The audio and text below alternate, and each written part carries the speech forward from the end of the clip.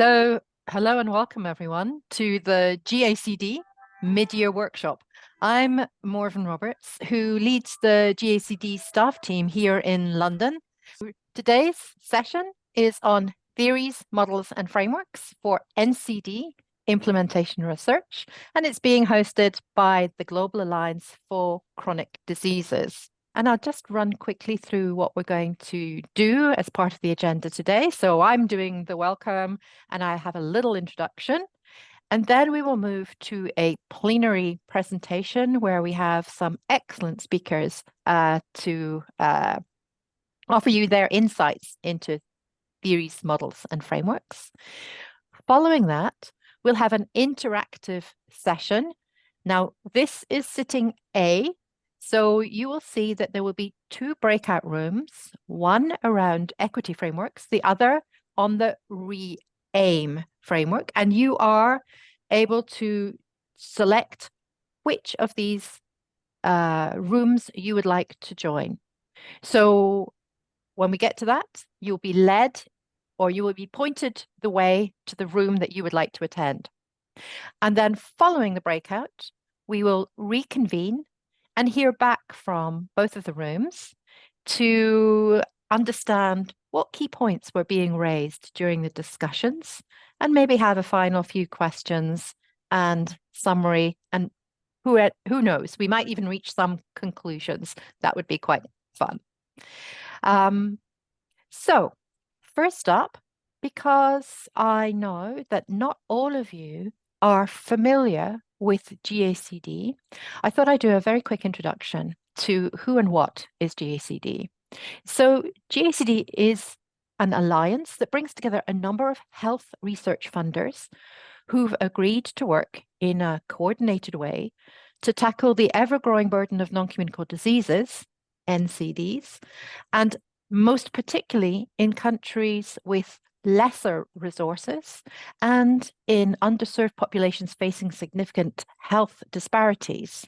And the flags you see on screen are the countries of our current members where they are based. Next slide, please. And together, these funders have agreed 3 strategic approaches to tackling NCDs. As research funders, it's not unheard of that they want to support really impactful implementation research. So that's the first strategic approach. But they also want to ensure that there are investigators familiar with the implementation research and who have the capacity to undertake such research, and particularly investigators in the countries which we aim to benefit. And finally, we found that a very effective way is to try to build collaboration and partnerships to promote the likelihood that all of the research and the capacity strengthening that we undertake will actually have collective impact. Next slide, please. Now, you've heard that I am talking about implementation research. I think you've heard that. Sorry, I'm being interrupted by AI here. And I wanted to just give a primer on, well, why is it implementation research that the funders have agreed is their focus? And actually, we know that even in high-income countries, it has been suggested that the health systems there are only delivering 60% of healthcare in line with evidence guidelines. And it's also been estimated that more than half of cancers could have been prevented by applying knowledge that we already have. Tobacco use, inactivity, obesity are all modifiable causes of cancer. And vaccination against the human papillomavirus and participation in screening programs further reduce the specific risk of cancers. Now, implementation science is really important because it provides us with the knowledge of the strategies that can be most effective in very different contexts, settings, and cultures to implement such interventions. Next slide, please. GACD has therefore invested in a growing portfolio of implementation research for non-communicable diseases through 8 funding calls to date. I've got them displayed on the screen, and you'll see that in total, that's a big sum of the equivalent of US $375 million. Now, that's not all we do. So next slide, please. So all of the projects that we have funded become part of the GACD Research Network, who share their knowledge and collaborate with the view to learning faster and stronger together, as well as providing an opportunity for greater likelihood of that collective impact. And our workshops and events, such as that you're attending today, are intended to be part of this sharing mechanism. Next slide, please. We want to ensure that researchers everywhere are equipped with the best possible information to undertake impactful research, and that they have opportunities to do so. And we're really pleased that we have already announced our next topics for our future funding calls. And you, we hope, may be equipped to be able to create a research application for the future. Now, throughout this workshop, I encourage you to participate, question, comment. Feel free to do that in the way that you feel most comfortable. Zoom meetings are fantastic as a resource, but they're not fully fantastic. And people feel a little disinclined to raise their electronic hand. And if you wave your hand, that can often be a tool, but in such a big collation of people, it's not going to be effective because I won't see you. So if you raise your electronic hand, that would be good.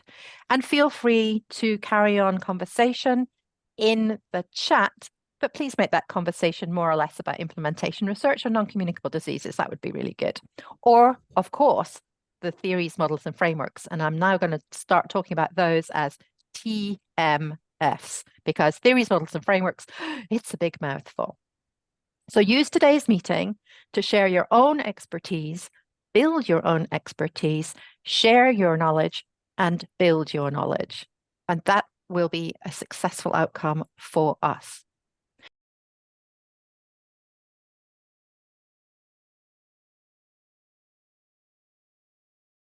I'm really delighted to introduce Professor Jaime Miranda as our plenary speaker in this session. And he has had a really long and successful track record with GACD.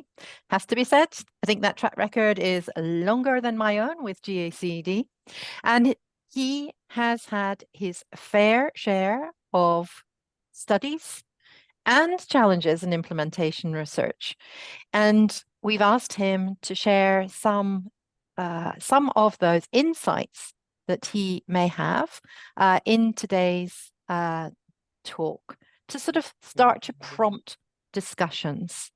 Now, Jaime is based at the University of Sydney, but we think he's maybe traveling at the point, but wherever he is, wherever you are, I hope you're ready to start, Jaime. Thank you, Marvin. Thank you, everybody. I just arrived back from Peru via Switzerland today in the morning, so I'm jet lagged.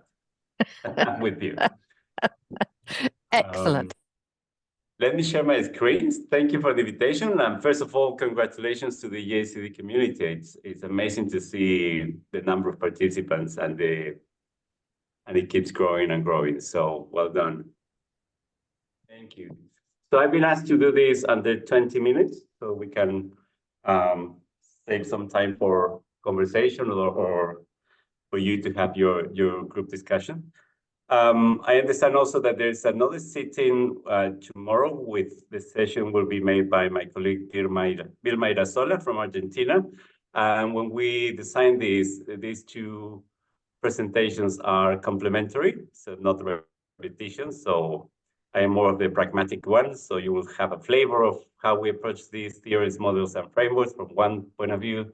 But Vilma may have a different angle as well. So I invite you to watch that presentation as well, or if not, take advantage of the recordings, one of the good things of modernity. On that one, let me start with declaring my conflict of interest. This, I have benefited from funding from all these different agencies, and happy to be here with you. As a person coming from Peru and Latin America, and having seen and experienced the pandemic from this side of the world, so I have experienced the worst and the best, and no presentation of mine now goes without this slide of openly saying thank you to every single one of you who have been, one way or another, helping out through these difficult times. Much of what I will present here relates to the research, life and work that I did in Peru with a team of chronicles, and we worked together under the values of generosity, innovation, integrity, and quality. And certainly all of our GACD projects were conducted by this team. Bear with me. Okay. Sometimes you're so busy just doing research, just doing it, that you tend to ignore, not pay attention how much progress you're making. And it wasn't until 2018, 10 years after the establishment of Chronicles, that we managed to position ourselves as one of the leading research centers in the region. And the value of that was recognized as having this interdisciplinary team that was described as being scarce in any part of the world. And I suppose a large part of that assessment comes from the opportunity provided by GACD to integrate, to connect, and to do this type of implementation side that motivates, supports, and favors connectivity across different specialties. Onto here, you can get any generic, and perhaps I'm preaching to the converters here. These are two of the many potential definitions that are out there. And for this one of 2006, they define implementation science as a scientific study of methods to promote the systematic uptake of research findings and other evidence-based practices into routine practice to improve the quality and effectiveness of health services. So this definition is very healthcare delivery oriented, okay? And for the next one, the field incorporates a scope broader than traditional clinical research, focusing not only at the patient level, but also at the provider, organizational, policy levels. So you see that over time, even definitions of implementation science have progressed and have expanded to see what is the unit of observation. And if anything, the message that I want to bring you today is these theories, frameworks, and will be useful as long as they help you to generate a narrative for the unit of observation of your study, whatever that unit it is. And I have some examples to guide you through that. This is taken from this very own GACD website. Implementation science examines what works for whom and under what circumstances, and it's a very, very simplified, right to the point, and what is it about? So this is why we're here together. I'm going to ask Isabel Easy to share with me that slide of multiple fronts. I'm scared now to see that we're on the count of 142 different things to read or to understand. This is one that came to my attention early this year in April. There's PEDAL, so you have to add that one to your list of acronyms. And the reason I show this is that we tend to think of this in that sequentiality. Whether you like it or not, personally, I would disagree with this sequentiality of things, but sometimes it's useful to communicate. So the value of this is the utility that it allows and affords us to communicate that idea and that complexity. At the end of the day, on implementation science, we're trying to deal with a messy, complex realities or world or circumstances that communicating it better is the best utilization of these TMS. And that's the purpose behind. But how, I'm a visual person, so I'm from Latin America, and I'm very colorful. So I learn by seeing, I learn by doing. it will be, and definitely there's no course that will put me through 142 different TMFs to learn from it. But for me, implementation science is going from all these laboratory, well-designed, well-crafted, very well-tested Ferrari in laboratory conditions. Even the look at the painting. Even the painting is great. But then, apologies for the picture, but then I didn't take this myself. I Google Ferraris underground. So the real world circumstances is that this machine, when this engine will have to share space, will have to accommodate, and will have to perform sharing the road with pedestrians and with bicycles, with motorcycles, in dirt roads, which is not what you originally intended or tested in circumstances, right? So the original studies of this is effective, this is the evidence behind, would have to be tested in real world settings. And the reality of real world settings is that it's a dirty road, it's a very uncomfortable road, and even accidents can happen. And Ferraris can fail. You know, for all the things that we value when things are tested in different contexts, we will be seeing additional challenges. The message of this slide then is, for me, this is implementation science in practice. So we know a Ferrari exists, but when we put it on the ground, the image that we get would be totally different from what it was the selling point. If we project this to the health system, most of us, or many of us, will come from the health sector. Again, in my mind, what is it? And this is how I imagine health system. Whenever somebody mentions the word health system, these things, I don't know why it comes to my mind. I wish it could be different. I wish things would be better. And we keep adding on things to the health system, right? And I want you to focus here on the right-hand side. So we can add an antenna. Look, we can do studies of implementing air conditioning here, level 2 and level 4. And I wonder, if you were to ask me, what do you want? I say, Jaime, I want a hammock. I want a hammock for this. So, and I suppose the value of these frameworks and models and theories will help us not unify, but at least harmonize or synchronize or sync in what is the starting point for the conversation. Because at the end of the day, pretty much what implementation science has to deal with is with context. And for many of us, our contexts are pretty different. So the effort of syncing in the information, the reality, the expectations, the understanding, it's truly, truly necessary, and it will pay dividends. So what does it mean then for many of the people who work with us? Let me navigate through a couple of slides and stories and why this matters. And on the left-hand side, we have a case study of hypertension. On the right-hand side is diabetes. And on the left-hand side, we say, well, but look, the problem is adherence to medication. We know that there are drugs that are effective, that are available. And we tend to think, but guys,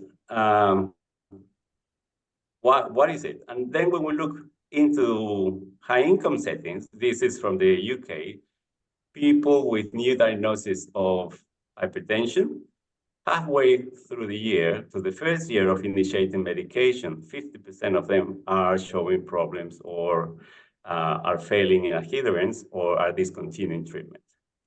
And for us, and for me, at that stage, coming from Peru, I thought that if in the UK you have availability of doctors and GPs, pharmacies nearby, GP practices nearby, so access shouldn't be a problem. You get prescriptions, drugs at the point of selling are for free pretty much. People in general are more educated. Their education levels are high. So imagine how would that be overcoming those barriers in even other settings with more difficulties. The other example is from Peru, the out of hours. And for this one, we use the study of time, the use of time surveys. And we calculated how much time people will require to invest or to provide to be able to get a first diagnosis of diabetes. So you have to wake up at 4 a.m., travel to arrive to the health service by 5 a.m. to make a queue, so the service will open at 6. You get an appointment. At the first encounter, you have to pay for your medical record, open a medical record, then go and ask for an appointment. You will have to come back when the doctor is available, come back another day. The doctor will send you for a lab test, come back to another day to see the result, etc. All of that accounted for the equivalent of 4 working days, 7 hours times 4 working days. And if you live on a minimum wage and on an informal economy, you cannot afford to forego 4 days in a month to seek care. So we have those major obstacles that are related to the context. And even if we were to overcome those obstacles, I use this study on the left-hand side of adherence to medication for people who were already coming to the services. So people could afford, could come to see a doctor, could come to see a specialist. And we stood outside of the outpatient clinic and we asked 2 questions. The first question is, do you believe that the medicine that in the prescription that you've been given, that it will give you good? And the responses were not so great. And secondly, do you believe that the prescriptions will introduce harm? And more than 50% say yes. So this medicine will introduce harm. So despite all these contextual obstacles, people come to see a doctor, and then outside of the consultation, we see these challenges, these problems. And then when you go back home, you have to tell them, we Peruvians, we love our food. And then you say you have to eat in a healthier diet, which means with lower salt, less fat, etc. And for being a social construct, people will have to cook separately for someone who has a disease. And that was the worst punishment that you could give to a Peruvian, being left out of the entire family table. So it's clear that it's not easy living with this illness. So as you can see, those are the multiple failures at different points that we are encountering. So the experience of individuals and their family arriving to health systems, that's the other thing. What is it like to arrive to a very complex and complicated service like the healthcare service? And not only that, if you manage to succeed on that one, what is like after leaving the health service? And I will use a very same slide because dealing with complex and multiple chronic conditions introduce so many avenues of information that it's very hard to deal with. So with that context and with that background, I want to bring some very specific examples and not necessarily to use the theories, methods and frameworks, but tell you how through the GACD and other research, we've been able to navigate some of these research questions and how implementation science can allow us to have a better understanding of the problem. This is the most used slide of my career, so we know it's a dog. But the question is it a 3-legged dog or is it a 4-legged dog? Has it got a full tail or not? Is it a solid color or it has patch colors? I don't know. So those are the motivations to do research, and do research in Latin America. Very different environments, settings. You have the Andes crossing through many countries. You have the jungle and the Amazon jungle and desert coastal cities, and then you have mega cities as well. So you have rural environments, urban environments, and so on. And these are the multiple settings that we have tested some of our research questions. So let me go one by one. So this is GACD round 2, diabetes. So we did this foot thermometry. So we knew that adherence to general guideline practice of looking after your feet among people with diabetes were poor. Thermometry is a very simple approach to look at the precursor of inflammation and as a precursor of ulcers. And the uptake in the US with many other offerings was 30%. So we said we want to bring that up to 50% in Peru. And we failed because we were optimistic. So here's another option of context. In the US, offering thermometry had an adherence of 30%. Our study was designed to bring that up to 50% using mHealth. And the reason I mention it's a fail is because people in Peru were not receiving anything. People with diabetes in Peru were not receiving anything. That the uptake in both arms were high over 80% relative to the 30% as reported in the US. So you see context matters. People were very keen, very willing to have something. So the room to have mHealth to move the dial was very, very limited. So it was a very negative trial, but it was a very positive intervention in terms of providing something for people with food ulcers, for the prevention of food ulcers. Now we're on the stage 2, trying to take this to compare to with other interventions to support people with diabetes. In terms of community trials, this is hypertension. Back in history, Maureen, this is hypertension round, the first ever round of the GACD. And we say, well, we know that lowering sodium is important for reducing blood pressure levels. Is it okay if we lower, in general, most of the population have high sodium intake. Is it okay if we reduce the sodium intake at the general population? Can we use a salt that contains a replacement of some portion of that sodium using potassium? So potassium itself also has, increasing potassium has benefits for lowering blood pressure. And it wasn't a clinically delivered setting. So we went population-wide, and the questions around implementations had to do with family structures, with community structures, and with understanding the social marketing, which was the campaigns informed by social marketing strategies to introduce this new product, this new salt into the community. Thankfully, we demonstrated that it was effective. So community rate, the uptake was high, the implementation, the reach, it was a transaction. If people wanted to be part of the study and receive this new salt, they had to trade their salt. So we will knock door by door and say, would you like to receive this new salt? Our competition was only one local salt. So we provided it for free, but in exchange.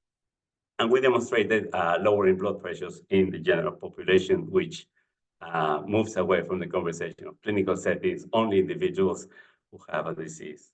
It's a very good one. And then moving to this element of comorbidities, but also bringing fields together, can we work with people who have comorbidities, physical and mental comorbidities? And during the pandemic, it became one of these ways going forward, telemedicine and teleconsultations. The question that we're trying to answer here is, training enough psychiatrists will take us 14 years. Can we do, or can we have some sort of a light intervention? And this was a 6-week intervention, 2 or 3 times per week. And it was to address the issues of mild to moderate depression. Severe cases were connected to the health services, using a nurse technician or a nurse from the health system as a monitor, as a companionship, not to provide information, but just to connect people with this mobile digital intervention that lasted for 6 weeks. And it went really well. But we have to report 2 trials because the reality taught us that in Peru, there's no way that the nurses will be able to absorb more cases. They did say plainly and upfront, we won't do this. So running an implementation trial will be set to failure. So the way that we did this was in Peru will be more of an effectiveness study, whereas in Brazil, using nurses and technicians from the primary care program, that is what brand new, they were new and able to absorb more tasks. There was more of the real life implementation. So if you look at this study and report, it had the very same intervention conducted in 2 countries, but using just moving one factor. the nurse paid by the study or the nurse paid by the system. And you will see that the estimates are very different across the settings. This is round 4 of GACD, round 3 now, I don't remember. And we use community health workers to do training and to help us to pick up COPD out the community. And common sense that you need to do task shifting. But the reality is that people didn't know the condition. So what is COPD in places with very low rates of smoking? Or people who have access barriers so the gap to access are so big that they tend not to go to services. So in a way, we thought it was a clinical relevant problem, but when we arrived, we found the challenges of people not connecting with the disease and the ask. And there's another question, does the GACD only fund RCTs? And not necessarily. So you may have meaningful questions that do not require a randomized controlled trial design. And in this case, part of the same project, we had to come up first with what is the best way to figure out and to find out people who these conditions. You know, they're not specialists, spirometry is quite hard or difficult, not readily implementable in many settings. So how can we do this in a simpler and easier way? Going away, as you can see, I am the unfocused one. And if a doctor will only see you for 10 minutes and actually maybe get your blood pressure or get your results and not have a time to talk to you, can we have some sort of interventions for other places that people are connecting or repeatedly attending to? So we did this cluster randomized trials with PRIST. It was in the summer, and the intervention was a 20-second intervention. It was, the PRIST was to say, your body is a temple, look after it. And outside of the temple or outside of the mass, we will be waiting with water and soda water. And it was summer and quite hot and humid, so people will see the power of that. And people who attended the masses of those priests who gave the message choose more water over soda drink. Then I wanted to go back and do the study with repeated sessions or compare the message given by priests versus doctors versus lay people. But then I failed because I couldn't secure the ethics approval in Peru. You see the power of the Catholic Church, quite hard in Peru. I can tell you my story about failures as well. So back on to this group, why theories, why models, and why frames, and which ones to use? And my advice here, or my message, is running through all these different studies and experiences. What I'm trying to convey is that these theories, models, and framework will help you navigate and generate a narrative that is understandable, that allows you to communicate with your peers. Because this is the reality. I think we all come with good intentions, and but we all assume that we see the problem in the same way. And I think it is not the case. So to avoid that, the pressure or the prominence of the word context and context and context matters a lot. I think that's the key message of this talk. So for you, which one to choose? Choose whichever will allow you to convey a narrative and also to synchronize with your research team. What is it that you're looking at? Some interventions or some frameworks are quite heavy on the context. Some others may be more specific. Some others are more focused on the delivery of care. Some others are more on the structure, on the architecture of systems, organizations. Don't feel the pressure to go by the vibe or by the buzzwords. Choose a model that suits you and also that you feel can be implemented in your reality. So many of these models, I have to admit, come from contexts or situations that are very different than to many low and middle income countries. So don't feel the pressure of having to do a particular one of them. There are plenty of them for you to choose, and choose one that helps you navigate in a systematic manner, a narrative, a cohesive narrative. If anything, this is the only one that I would recommend reading. So it was published this year, and I And it kind of made this reflection of implementation science going through these multiple phases, from funding, capacity building, theory building as well, and arguing that the field is achieving maturity. And in that sense, what are the challenges and opportunities? And I took away this sentence as a take-home message to say, implementation science community should embrace the goal of a big tent. So that's what I did, for implementation science to be a big tent in which all partners can contribute to the development and execution of implementation studies. So don't feel the pressure to pick one or favor one of the other. As I said, for me, implementation science frameworks are a guide to a conversation, help us to synchronize what is the starting point for our conversation, and then to measure things.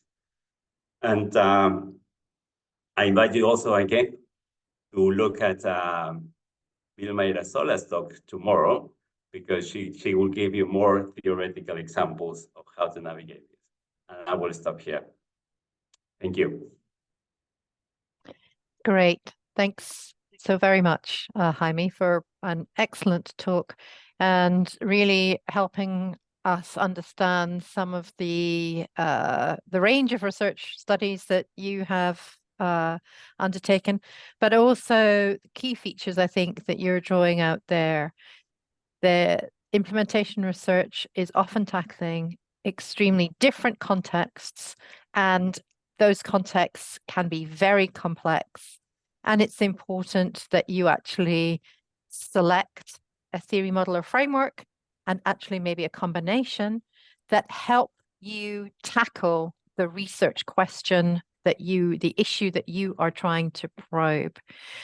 Now, we know that Jaime has to leave us because he has to start. No, he has to go to sleep because, yes, you're in that part of the world and it's probably very late in the evening rather than start your working day. But if anybody has any questions, perhaps we'll give maybe just a few minutes for some key questions at this point. And I already see a hand has been raised, and that is Sarbani. Do you want to go ahead? Sure. Thank you for the opportunity, Jaime. Thank you. That's an excellent presentation. I have a question on how do we bring policymakers early on into thinking about the research questions, because one of the biggest challenges in LMICS is that we do the good research, but the uptake among policymakers is not fast enough. So do you have any good practice examples from Latin America? Thank you very much. Thank you. Such an important reflection. Thank you for bringing that up. I'd say do it and do it earlier, even at the risk of not winning a grant. Because sometimes you will, as part of that synchronization, what is priority, even what is worth measuring, what is worth asking, that we live in different worlds. And research by itself is only one of the many inputs that policymakers have to make when they're making decisions. So there are budgetary issues, policy cycles, staff turnover, et cetera, et cetera. So on the research side, yes, we want to do the best possible research, but if you can afford that element of patience and wait a few years and accommodate a research that has the priority of a policymaker, go for that. Go for that. You won't have your big publication, but maybe you have something that is implementable. Now, I can say that at this stage of my career, where I don't need more papers or grants, right? And that is very, very difficult to convey for junior people as well. So it's an element of reflection as well within the academic community to put a pause and to be open and say, what is it that we value? Do we only value publications and grants, or do we value other type of inputs? So it goes both rounds. And if you're opening the space for having that conversation, that in itself is good enough. And if you're taking one step further of living with the compromise of what this conversation entails, you're doing it well. Thanks very much for the question. Thanks very much for the response. I suppose I might say, in using theories, models, and frameworks in working with policy,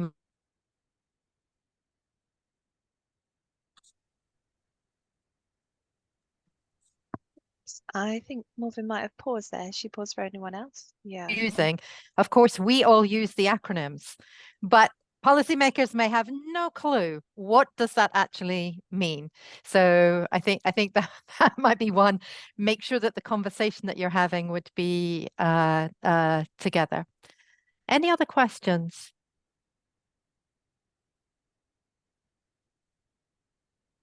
Okay, I'm not going to push it because I think maybe more questions will come out as we move into our breakout rooms where people have the opportunity for sort of more intimate dialogue rather than a large room. So let me say thank you so much, Jaime, for taking the time out of your very busy flight schedule, arrival, your bit of jet lag, and we'll let you go to sleep now. Thank you. So thank you so much. Thank you. Thank you very much. Bye, everybody. Big round of applause. Gracias. I'm delighted to introduce Professor Vilma Irazola as our plenary speaker in this session.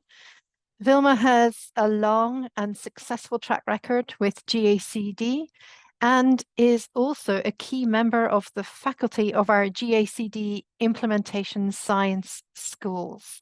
She's calling in from Argentina in this session. And without further ado, I'm going to hand over to you, Vilma. Delighted to have you here. Thanks. Thank you, Morven, and thank you, everyone. It's great to have this space to talk, to share experiences together about this important topic of TMF and the different frameworks and models that we use in our research.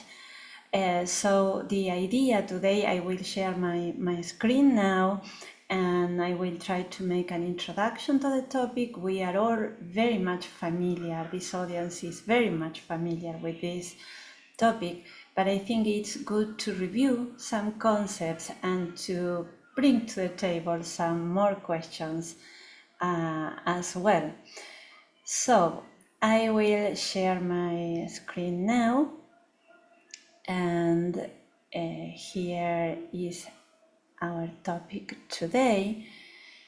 We will be talking about TMF, and the idea first is to remind ourselves about the concept of complexity. We all here know that complexity is part and parcel of implementation science.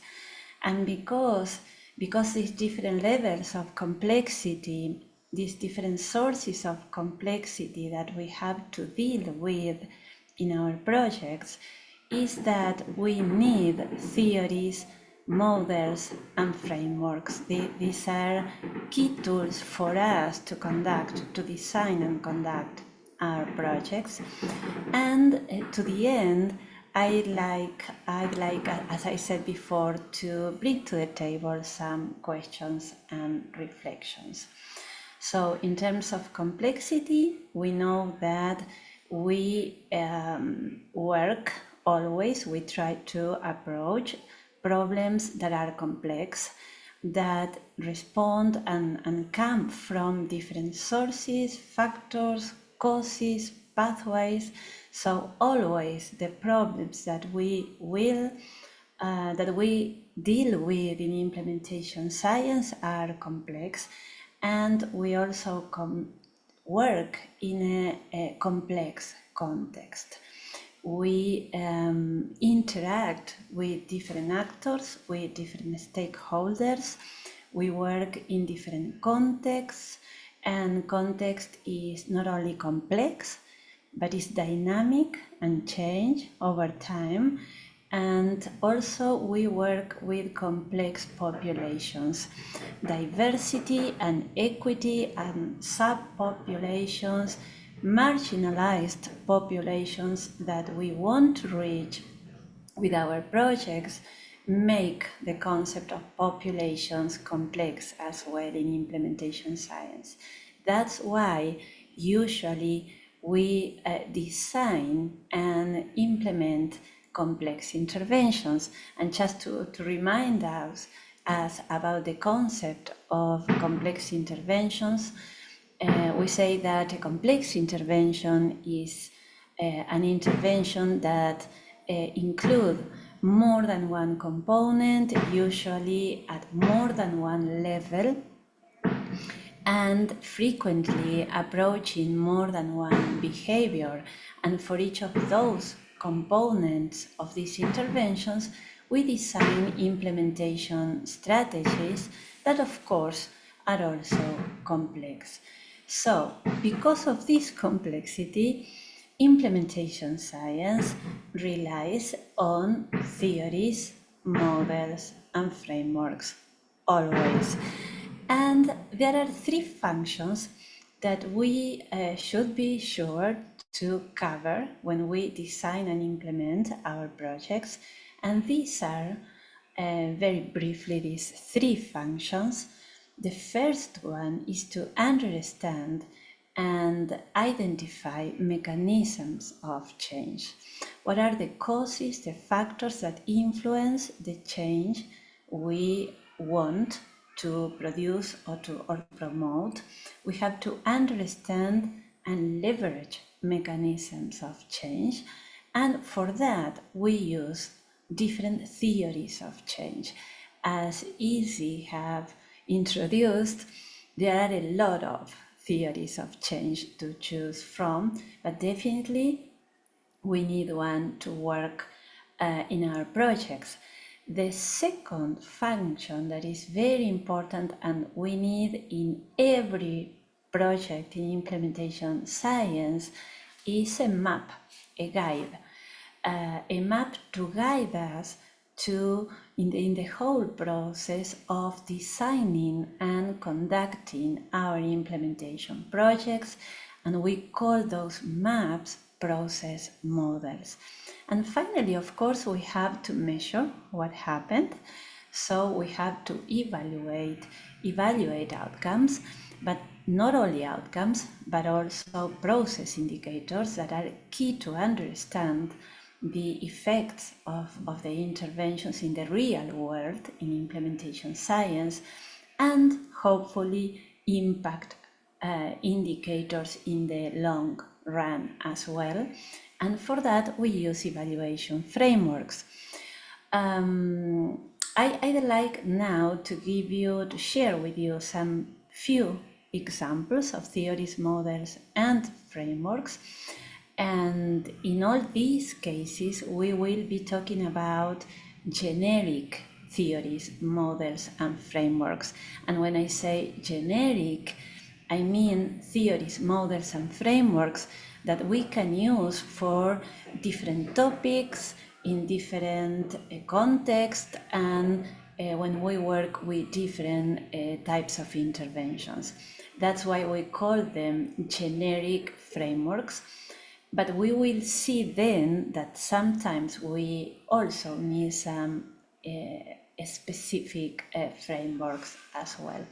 So let's start with an example of a theory of change that actually was named in the exercise we have just done, which is COMBI. COMBI is a very frequently used theory of change in implementation science.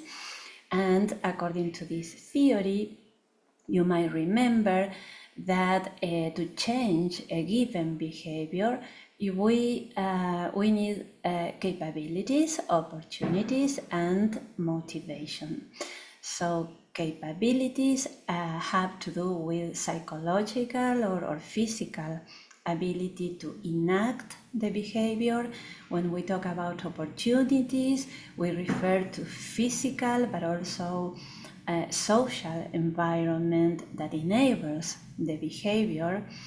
And finally, motivation are the mechanisms that activate or inhibit the behavior. And in general, we talk about intrinsic motivation or extrinsic motivation. In the first case, we use tools such as how to improve self-efficacy or the visibility of our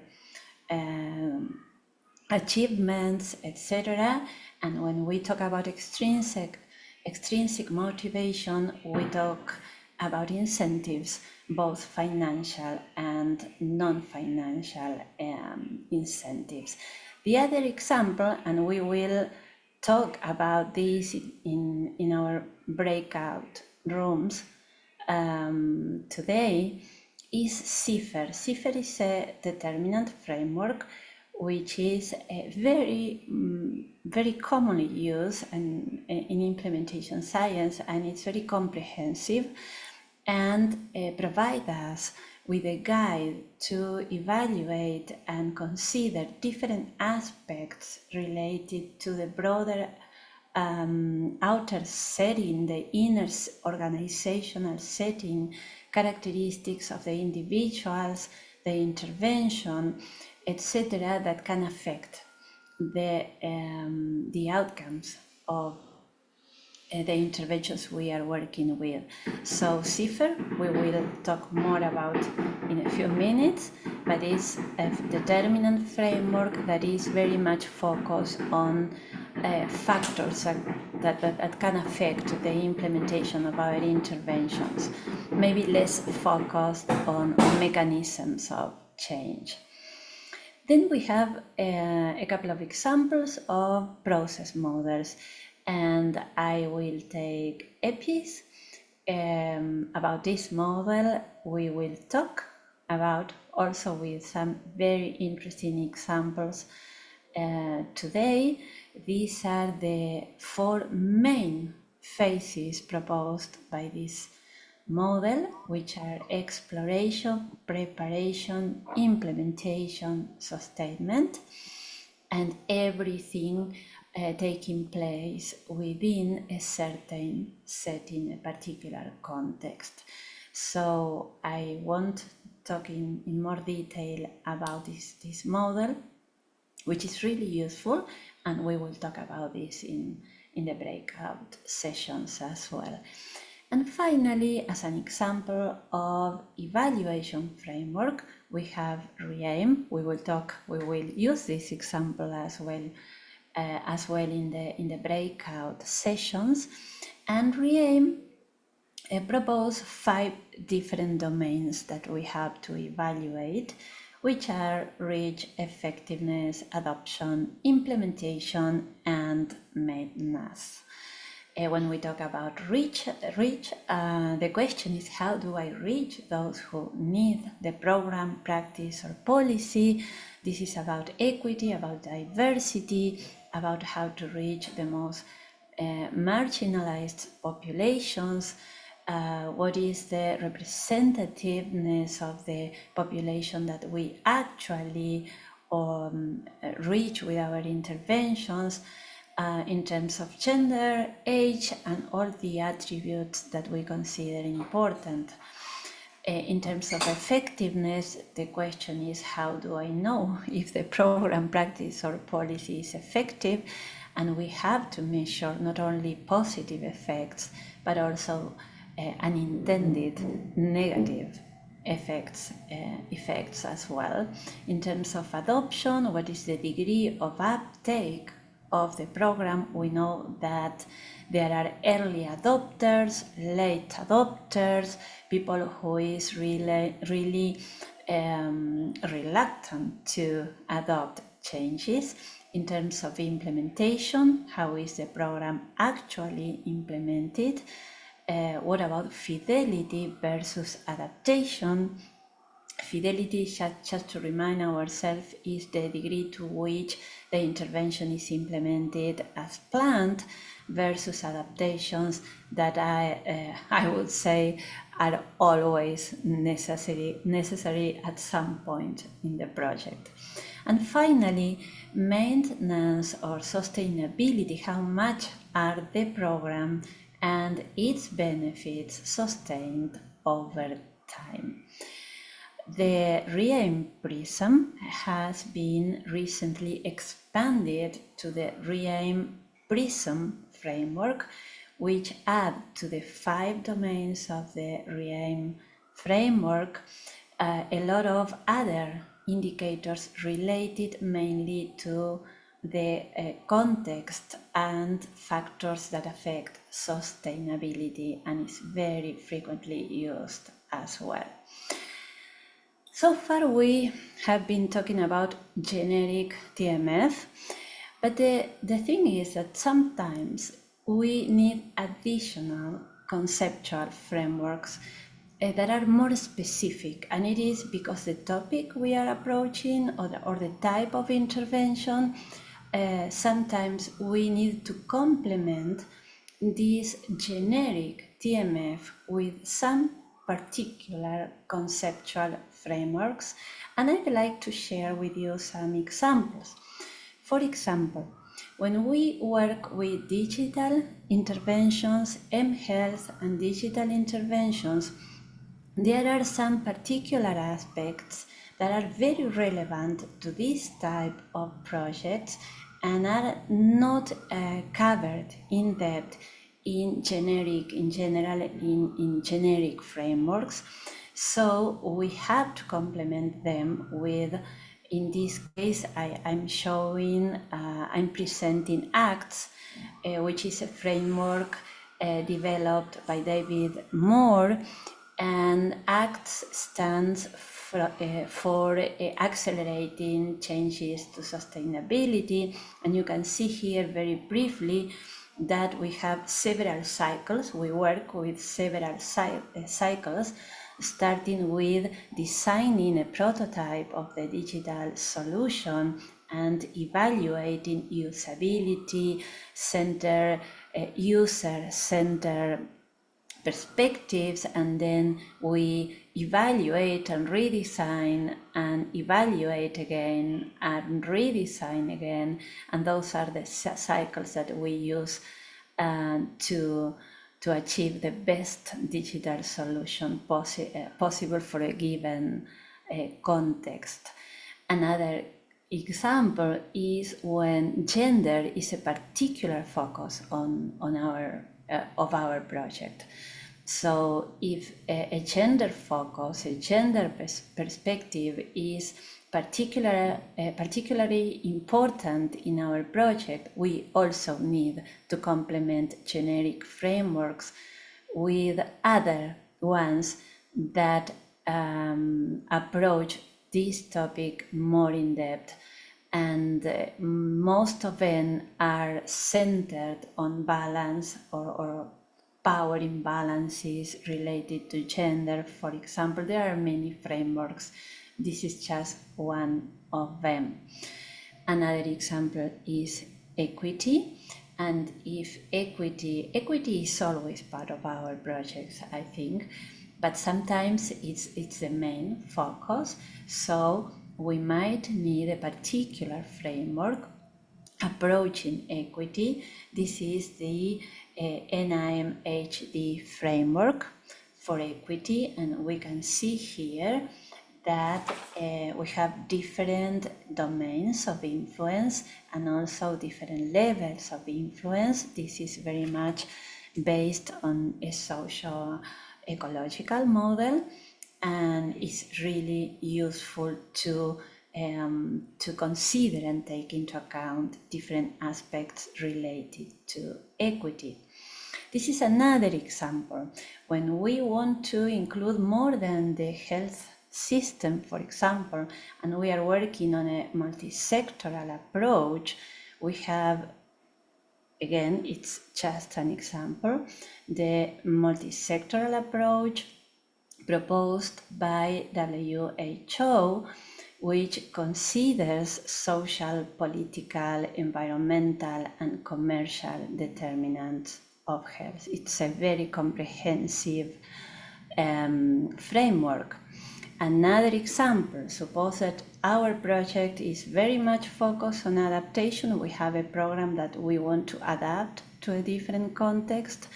A framework specific for adaptations would be useful, and there are a lot of them. Here is just one example. The Frame IR is a framework that was originally designed to guide us on how to report adaptations, but actually it's very useful to design adaptations as well. And it is composed of two modules or sections. In the first one, which is the process of adaptation, we deal with concepts like when did or is the adaptation applied, for example, in the pre-implementation phase, or during implementation, or for scaling up and sustainability.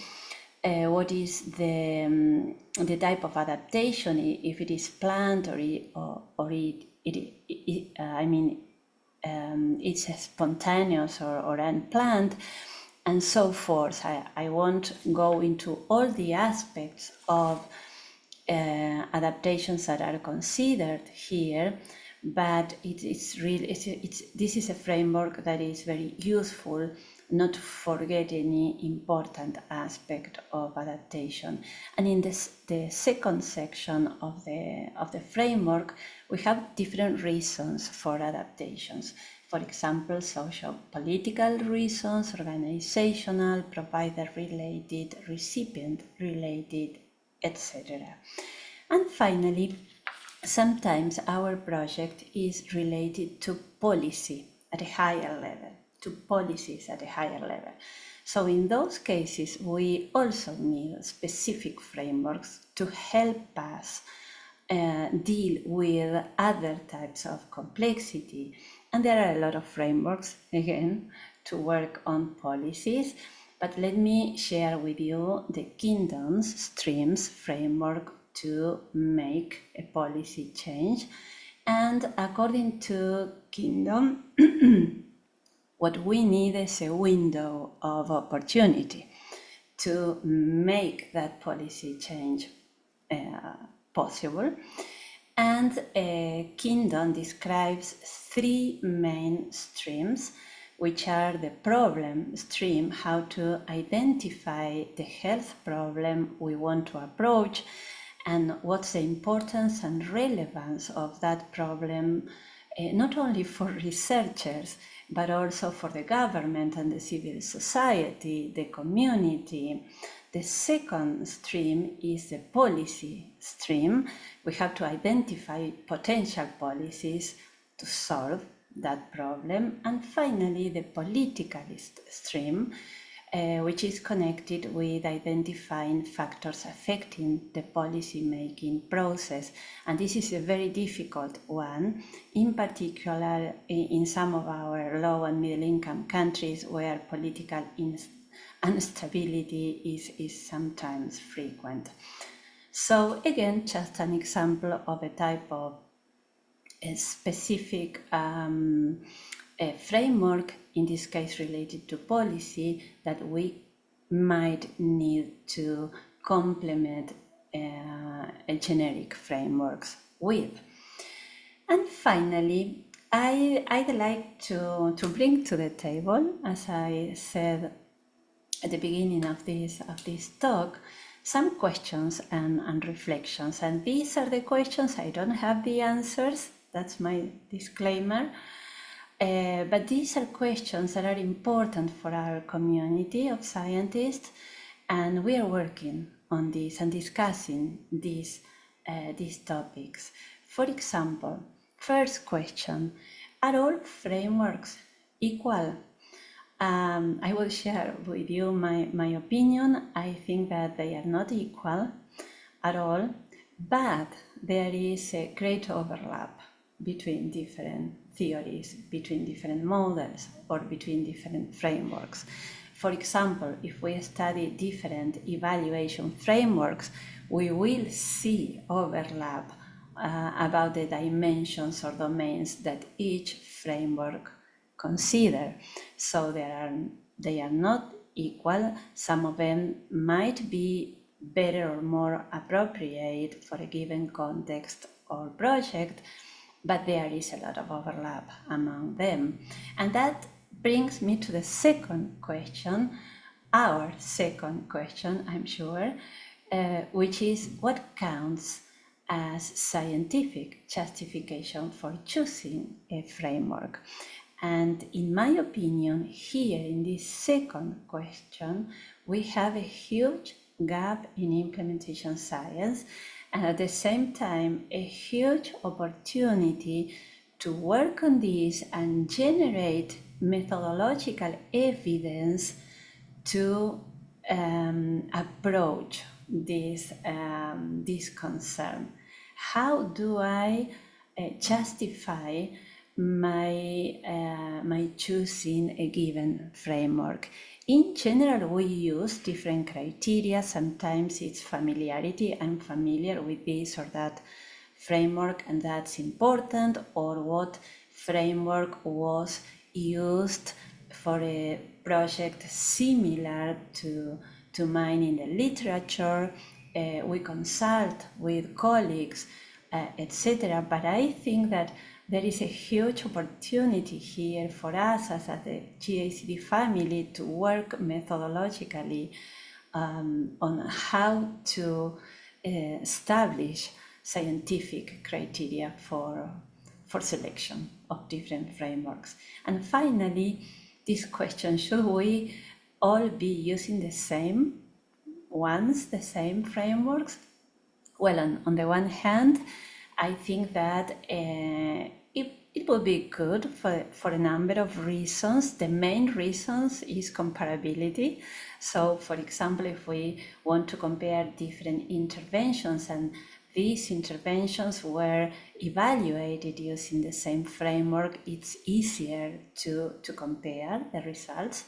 But on the other hand, and I don't want to be contradictory, but on the other hand, in my opinion, in different contexts and for different projects and topics, we will need different frameworks. The good news, again, in my view, is that even if the frameworks we use are different, we still can match the different domains and compare those domains, even if they come from different frameworks. So implementation outcomes such as acceptability or fidelity or adoption, sustainability, etc., are present for sure in almost all the frameworks we use. So we can make that exercise of comparing different domains, even if they come from different frameworks. So that's my first reflection on these questions, and I'll stop here. Let's throw it open to reflections from our colleagues, and thank you so much. No, thank you, Vilma. Wonderful as always, being able to convey a very great overview of TMFs, which is a very complicated area, in just 20 minutes. That was excellent. And I'm happy to see if there are any immediate questions. Are you able to stay with us, Vilma, or do you have to leave to something else? I have just like 5 or 10 minutes. Okay, excellent. And I have to leave them. Yeah. So any burning questions for Vilma at this time, please raise your electronic hand and we can find them. If not, you can save up questions until the breakout rooms where we get a little bit more in depth into a couple of the actual frameworks. I don't see any electronic hands. Is it just me? Yeah, as ever, you gave such a clear presentation there, Vilma. Everyone's still sort of thinking over, yeah, that's really, really interesting. I have a quick question just to get things going, Vilma. I'm curious, just from my perspective, on the final interactive question, it was asking about consolidation and diversifying, and I'm wondering where you put yourself on that at this time. Obviously, people may change their minds in the future, but for now, where did you sit? Do you want to know my answer to Izzy's question? Well, I was quite in the middle. Because I think that there are some frameworks that we can, take the best part of them, to put it that way, and consolidate them in a simpler way for implementers and researchers. But at the same time, I need that we still need adaptations for different contexts, in particular for low and middle income countries, because many of these, or almost all these frameworks, were developed for high income countries. And we have different realities that not always are considered in these frameworks. So I think that we still need more diversity. I'm just looking in the chat. There's a wonderful comment about toothbrushes. Everyone has their own toothbrush. Nobody wants to use anyone else's, and equating that to frameworks. I see a hand has gone up. Greg Ahrens.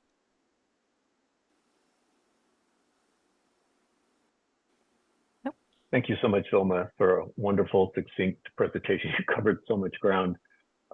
One of the things I was really interested in was at the end, this idea of justification for the frameworks. As one of the editors-in-chief at the journal Implementation Science, this is something we struggle with and wish people would address. Do you have advice for people on how to approach this justification of what they're doing in their choices? Absolutely, absolutely, absolutely. And as I said, I think, Greg, that we have to work on this. There is a gap within the gap here, you know? We have gaps within implementation science, and to me, that's one, and it's very important. How to choose, how to justify our selections, what kind of adaptations we made. Easy in her introduction said there are a lot of frameworks. There is this big overview on different frameworks that we can get familiar with, but there are a lot of more adaptations on those frameworks as well. And what is the reason why we do those adaptations? And what are the recommendations? What are the key pillars, the key issues that we have to take into account? To me, we have a great gap there. What about validation of these frameworks? How many of them are validated? And if I want to validate a framework, how to do that? Because it's not like any instrument, you know, that we have a lot of quite standardized methodologies to validate. This is different. So in my view, we have to work on that, and that's a great gap in our field of implementation science.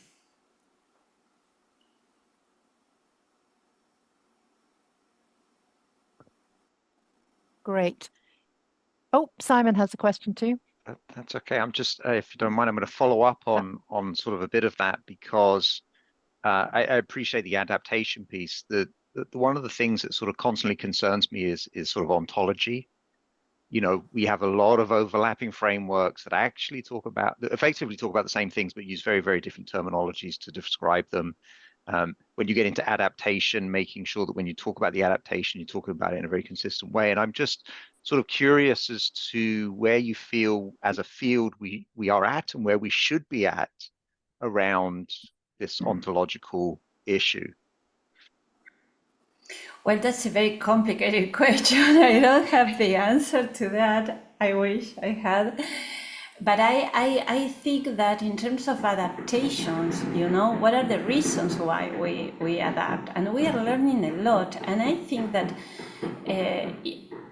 especially the GACD family, we have, you know, great colleagues here dealing with these issues, struggling with our realities in our countries, learning from each other.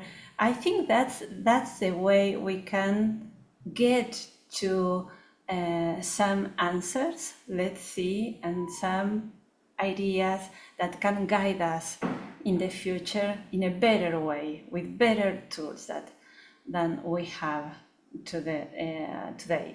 But I don't have the answer at all, Simon. I don't have the answer. I wish I had. Great. I'm going to stop the questions there, and hope you can carry these comments, questions, thoughts forward into your breakout sessions that we're about to go in. Just want to say thank you so much, Vilma, for taking the time out. Early morning, I think it must be for you, and in sharing such a great overview for us in this workshop. Thank you very much. I give you a round of applause. Thank you. Thank you very much to everyone. And hope to see you relatively soon. Yeah, sure. Me too. Yeah. Okay. Bye. Good. Thanks so much, everyone, for questions, comments. I did see there's a flow of information and comments and chat going on, which is great to see. But at this point, I think we should move on to our more iterative session, our more interactive session, and the breakouts. So Izzy, I think you wanted to give just a very quick introduction to what's happening. I'll keep this short and sweet, and we're about to go into a nice session in breakout rooms, and you can choose whether you want to hear more about equity frameworks, and that's going to be moderated by Bindu Patel, or if you'd like to hear more about the REAIM framework, and that's going to be moderated by Gillian Gould. It's an opportunity to hear a bit of practical application of how they've been used, and also enter into a greater discussion. So when you'll have the chance to choose whichever one you want, and Cherie, our colleague in the background, whenever you're ready, I think let's get those rooms open and let's get the conversation flowing.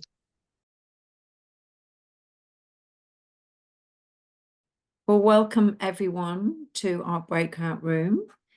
My name's Professor Gillian Gould. I'm from Australia.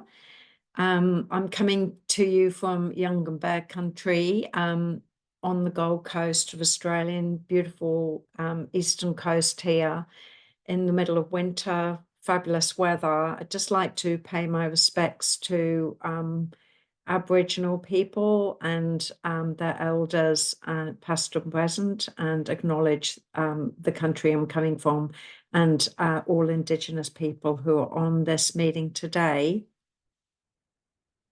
So we'll get started with a bit of an overview of the REAIM model. So in this session, I'm just going to give you just a brief outline, and then I'll introduce our speakers who are going to talk about their studies. So first of all, this little figure here summarizes the REAIM. So REAIM is a model that can be used for different parts of implementation science. It is quite a popular model, and it can be used both to guide your design and conduction of the study, and also your evaluation. So REAIM stands for Reach, Effectiveness, Adoption, Implementation, and Maintenance. So starting with Reach, looking at, well, who is your target population, who you're aiming to involve in your research, and you can actually measure that, perhaps looking at the percentage of the people in the target population that you end up recruiting or services. Effectiveness is pretty broad, so you want to know how your intervention effectiveness can be measured. So look, that's just, wide open, because obviously we all have different projects, different measures of effectiveness. It doesn't have to be through, as Jaime said, a randomized controlled trial. There are all sorts of different designs for your research. For example, could be a pre and post test. It could be single arm, doesn't need to be RCT. Adoption, how are you going to know that your intervention's been taken up?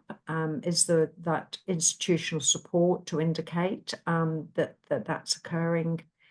Implementation, how do you ensure it's delivered properly, or even is it being delivered in the way that you want to? For example, In my project, we're training people in how to deliver smoking cessation care to Aboriginal pregnant mums, but are they actually using the program on the ground and delivering that? Maintenance. We obviously want our interventions to be sustainable. So how do we incorporate that intervention over the long term and measure that sustainability?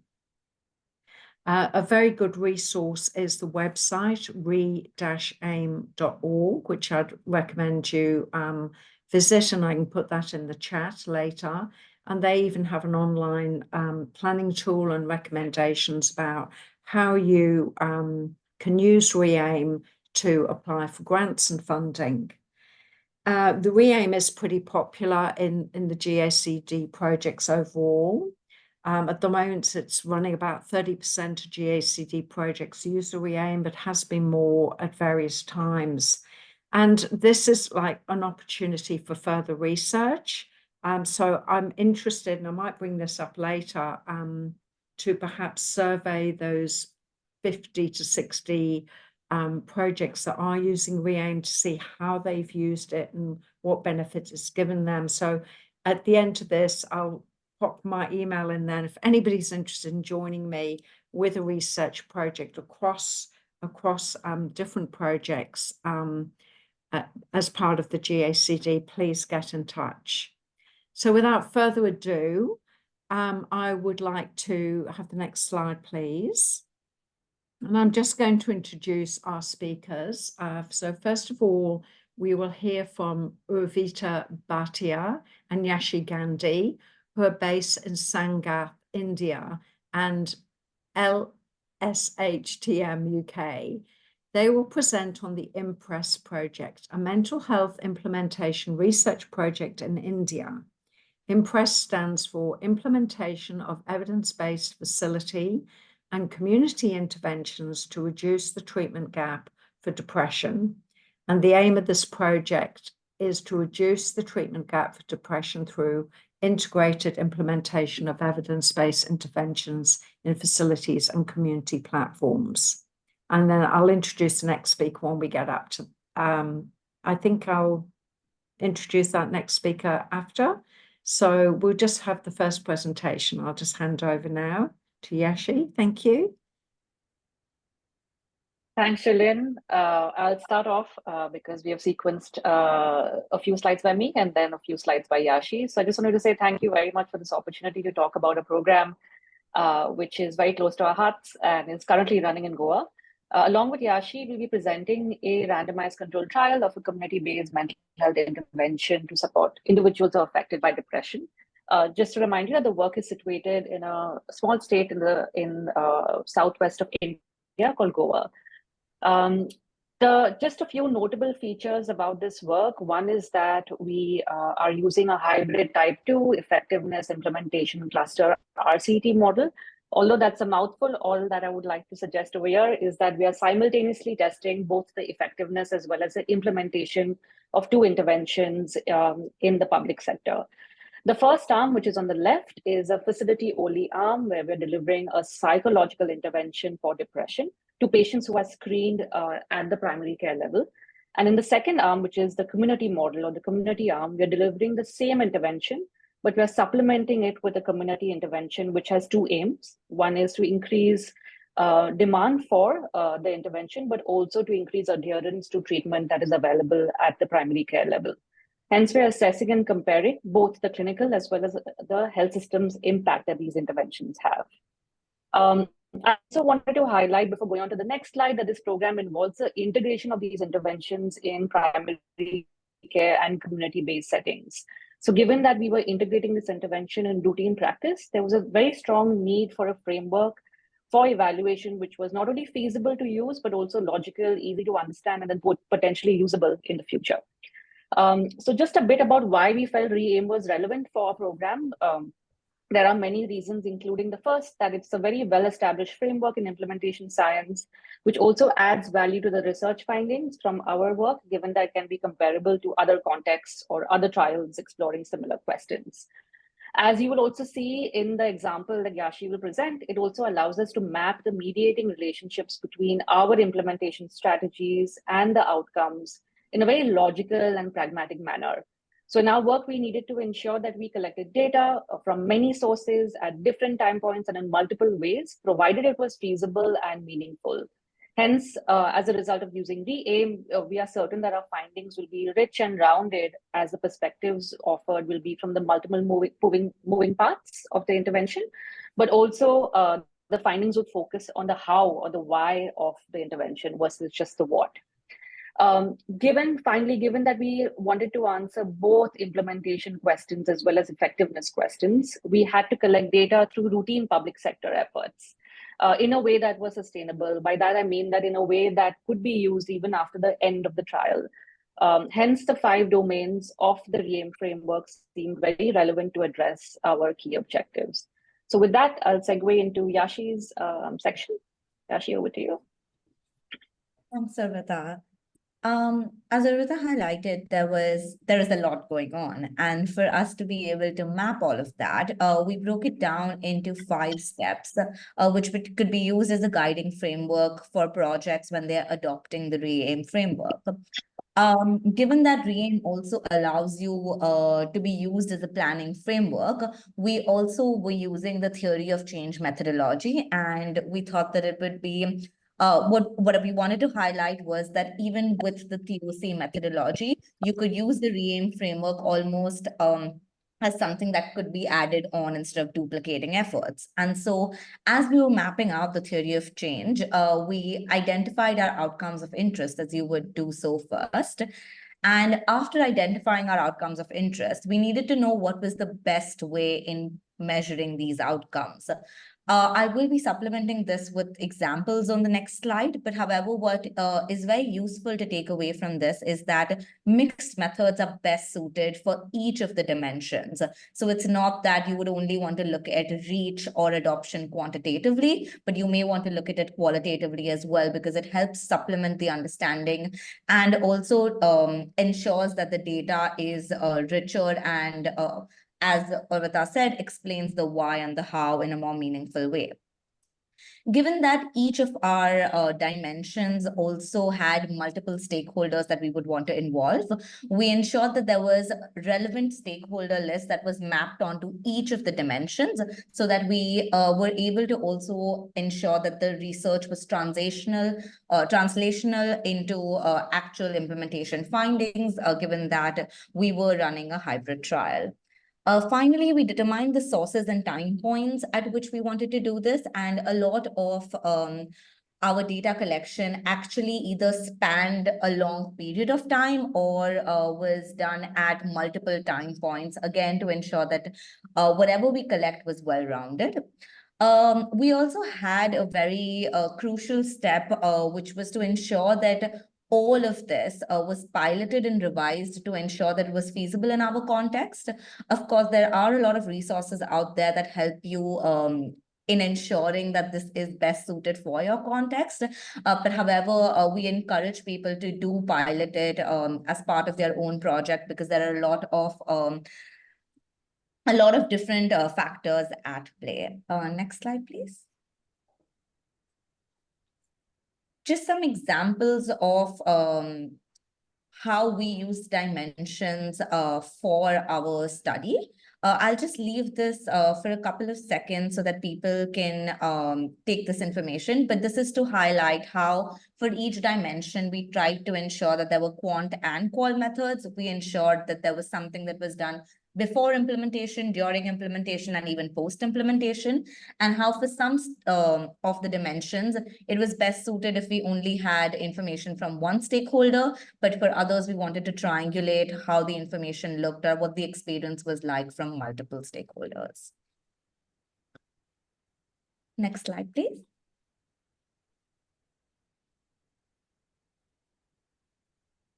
And finally, I guess what we wanted wanted each one of you to take away is that there is no one prescriptive way in which you need to mandate how many indicators you use, how many stakeholders you need each indicator, each data collection point from.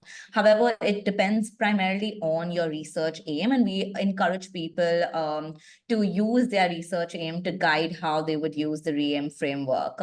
I also wanted to end by just saying that despite the framework being widely used, a recent review found that while people use the framework, only about 85% of it did not really report on what were the challenges in reporting the framework. And so one of the main takeaways is that when people are using this framework, it would be very helpful to also report on some of the challenges you may have faced while using a framework that is so widely used. A couple of challenges, however, highlighted by the 15% were that there are sometimes overlaps in how people interpret the different dimensions, specifically in reach and adoption. And so it would be very helpful to distinguish that and to clearly define that when we are presenting our information. And the other one was that it may seem like there are so many ways and so many indicators that you could collect through REAIM.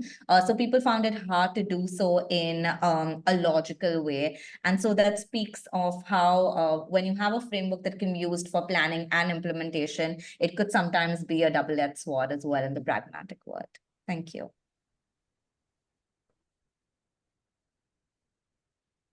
Thank you very much, both of you. That was really interesting. I'm going to reflect on the two presentations at the end, but I think we'll take questions at the end if that's okay. Thank you. So Margaret, could I have that other slide back just so I can introduce the second lot of speakers?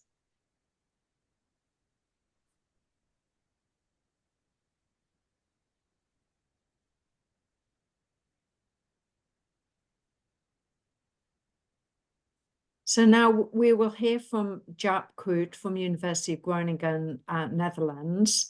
He will speak about using REAIM to evaluate Sunny C project. Sunny C stands for Scaling Up NCD Interventions in Southeast Asia and focuses on the prevention of hypertension and diabetes.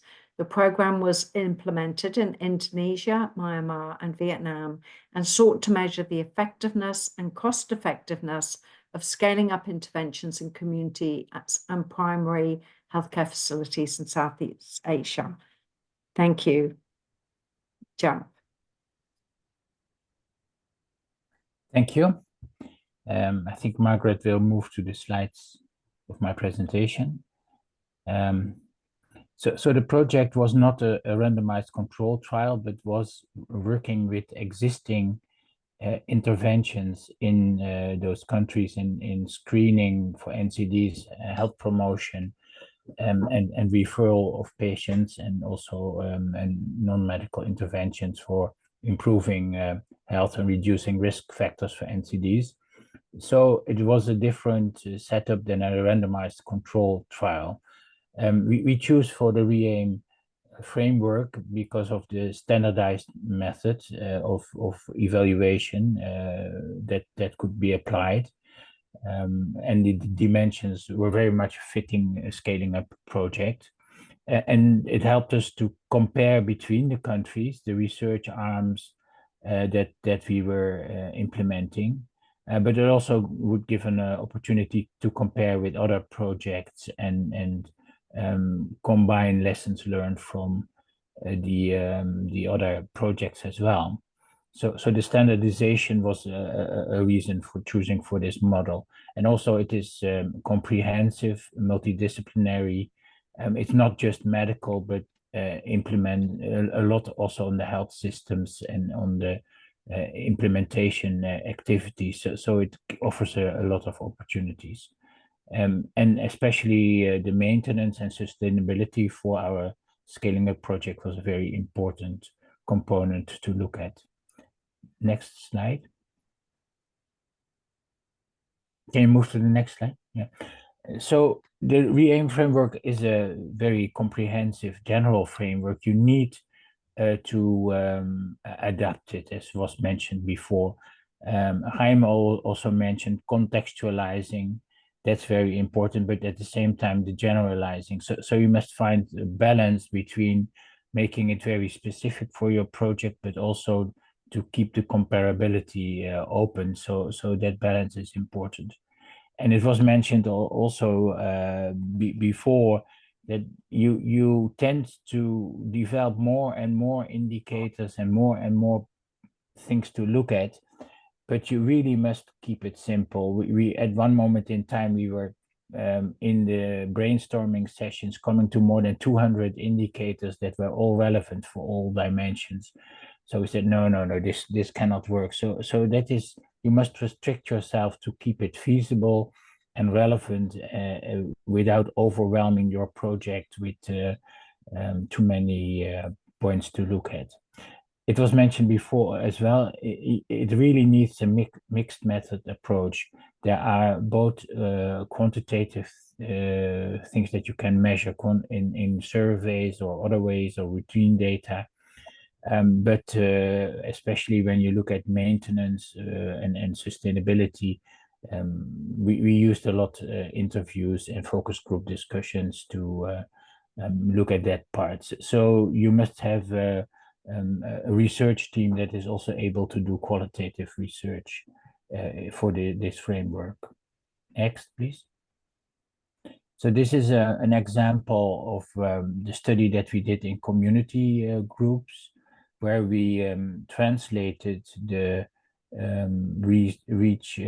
re-aim indicators in specific relevant indicators for those community groups.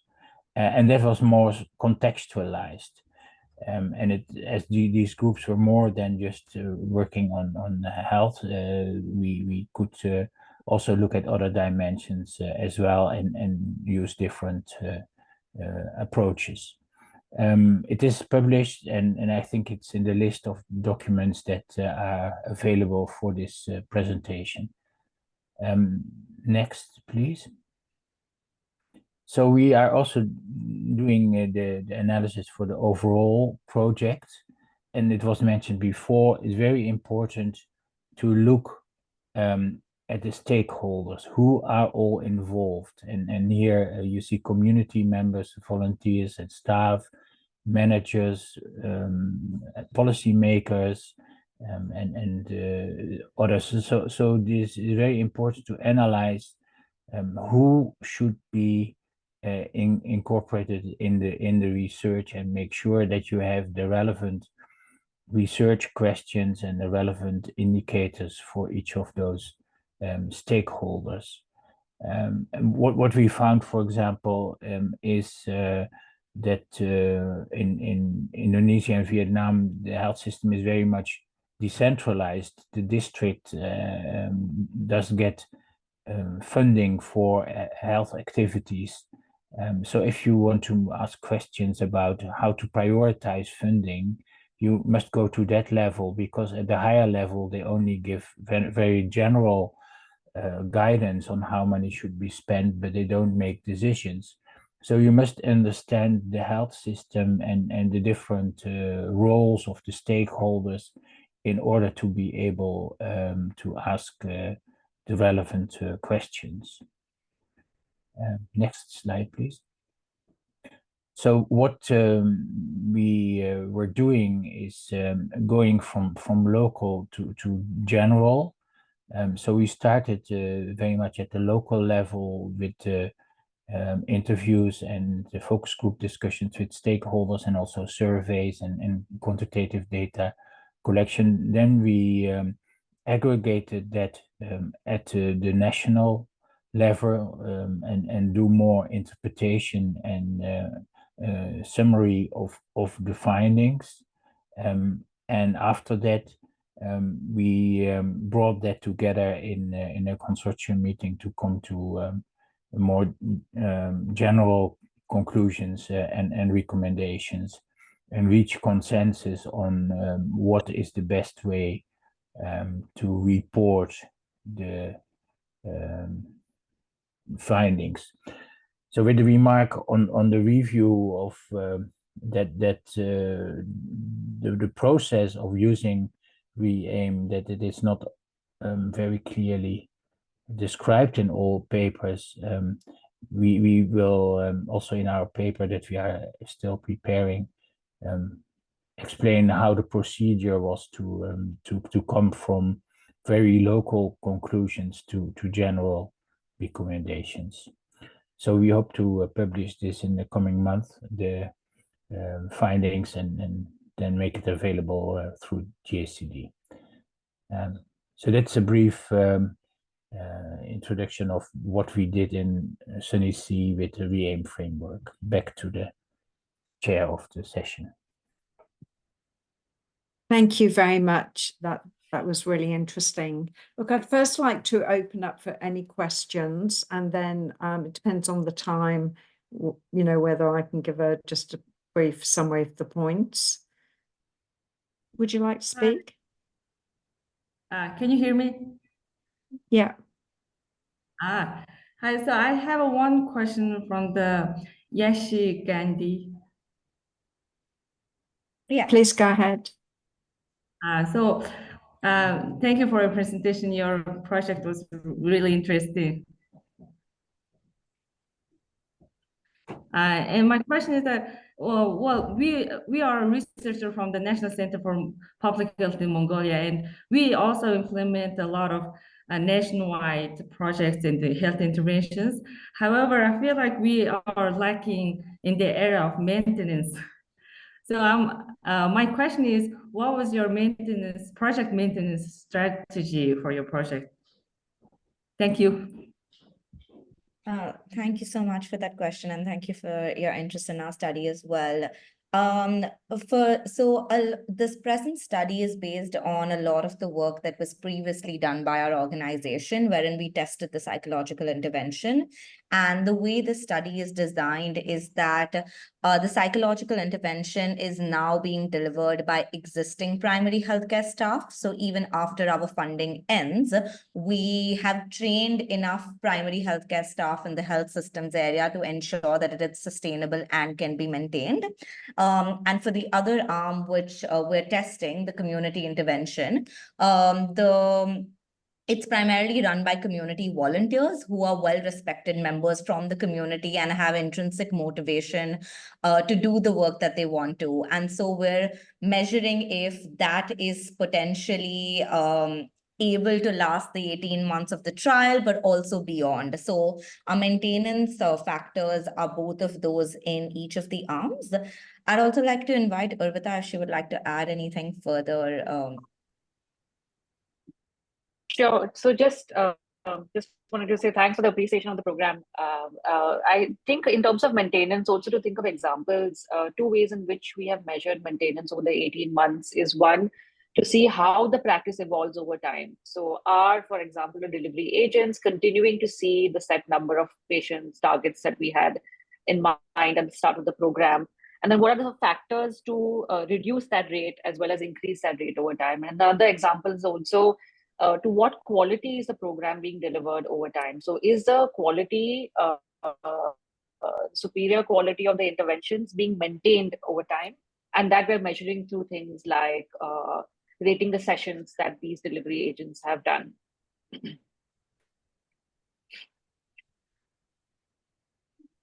Okay, thank you. There's another question from NetSanet. Would you like to put your camera on and unmute yourself? NetSanet W.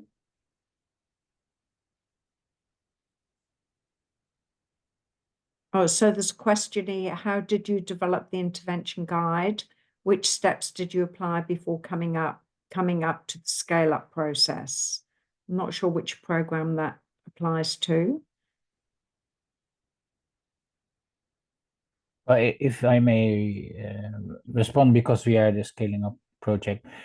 Well, the intervention guide, we looked at existing programs in Indonesia, Myanmar, and Vietnam that were already implemented at a smaller scale, and were successful, or sometimes not very successful, but we looked at how those interventions could be scaled up. So we were very much in contact with the Ministry of Health and with policymakers on which interventions they thought were possible for scaling up. So we were, this was a kind of co-creation, and then, for example, what we did is making a more simple screening protocol than the PEN protocol from WHO that could be implemented by community volunteers and community groups. So the steps in producing the program or the proposal were very much a consultation with the local stakeholders on what would be relevant activities for further scaling up.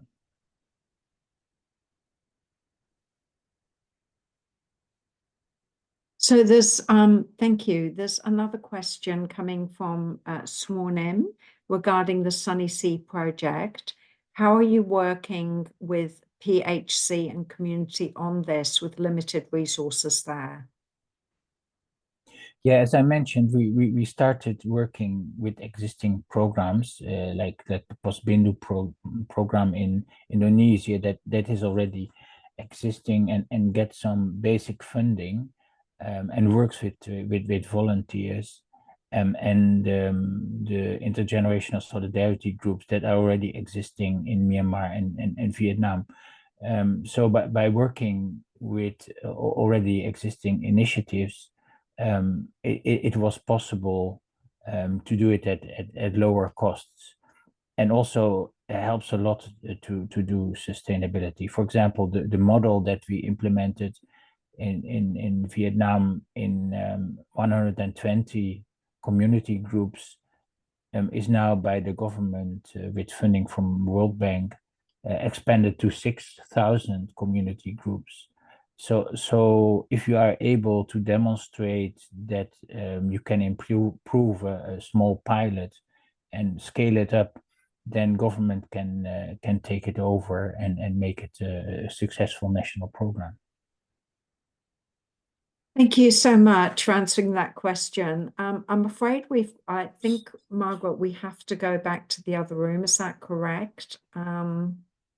We run out of time. We have a couple more minutes left. Yeah. Okay, so Yashi, you had your hand up. Yashi, you had your hand up.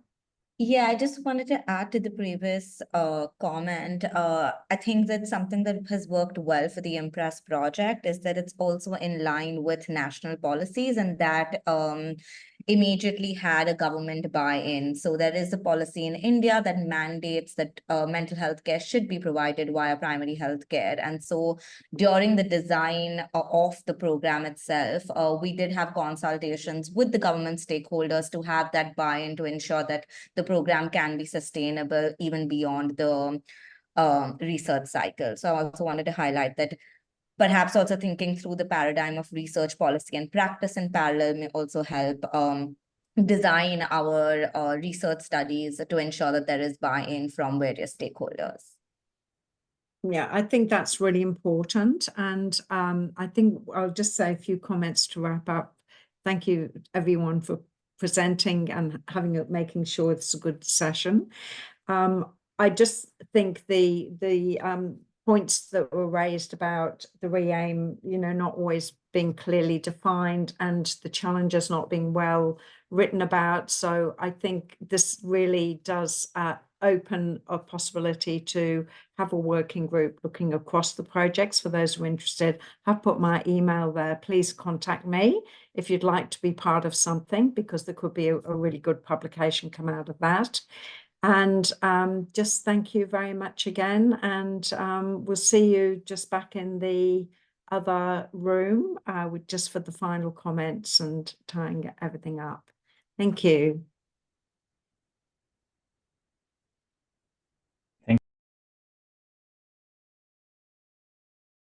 So good evening, good afternoon, good morning to everybody that's joined from all over the world.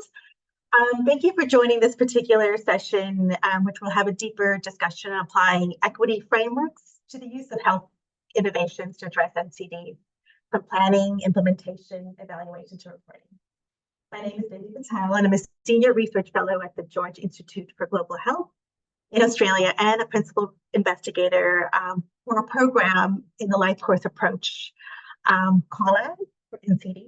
Our research program focuses on strengthening school health programs in Fiji through multi-sectoral collaboration with government and academic partnership to evaluate implementation processes at all system levels, health outcomes, cost effectiveness, and sustainability.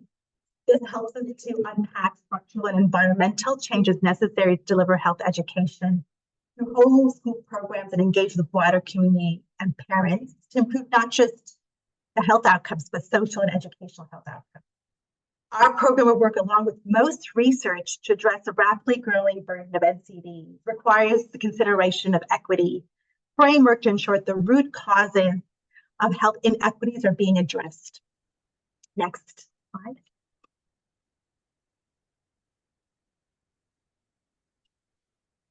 So as Izzy had mentioned, in the last 25 years, there has been application of many frameworks, theories, and models on understanding implementation processes, adoption, sustainability, scale-up, mechanisms, and barriers, enablers for health service innovation and policy, and how to understand the processes of translating research to action. One of the more famous frameworks is the REAIM framework that has 5 key dimensions that helps assist implementation researchers from the planning through evaluation reporting across different programs to understand in a systematic way about reach, effectiveness, adoption, implementation, and maintenance. Another popular framework is a consolidated framework for implementation research that sits on the right-hand side that considers context, the inner settings and the outer settings, to look at the innovation itself, the thing, and implementation. Next, please. When considering these frameworks, how are the outer contexts being considered and integrated into the analysis? Are they culturally safe? Are we taking into consideration their unique social and cultural context of the individual and the community? Are we ensuring that we're using a decolonizing approach to as many donor agencies and civil society and research organizations that work in the global south or from the global north? How are we considering the broader context of structural, political, social, economic drivers of health and well-being and health inequity? Has there been meaningful community engagement and co-design of the innovation with the community stakeholders? How has power dynamics been considered and addressed? How has these structural racism been considered? Next. There are going to be 2 fantastic case studies presented by respected researchers working to improve health outcomes and health inequities. The first presenter is Professor Sue Kringle at the University of Otago, who is also the co-director of the Ngāi Tahu Maori Health Research Unit. Sue will present on strategies for optimizing lung cancer screening for Maori people. The second presenter is Dr. Lisa Valet, who will speak on behalf of her team, Priscilla Poga and Professor Andrew Valet, who are based at the Kirby Institute at UNSW and Papua New Guinea Institute for Medical Research. Their work focuses on HPV-based testing and treatment for elimination of cervical cancer in Papua New Guinea. We look forward to hearing from our first presenter, Professor Sue Kringle. Thank you.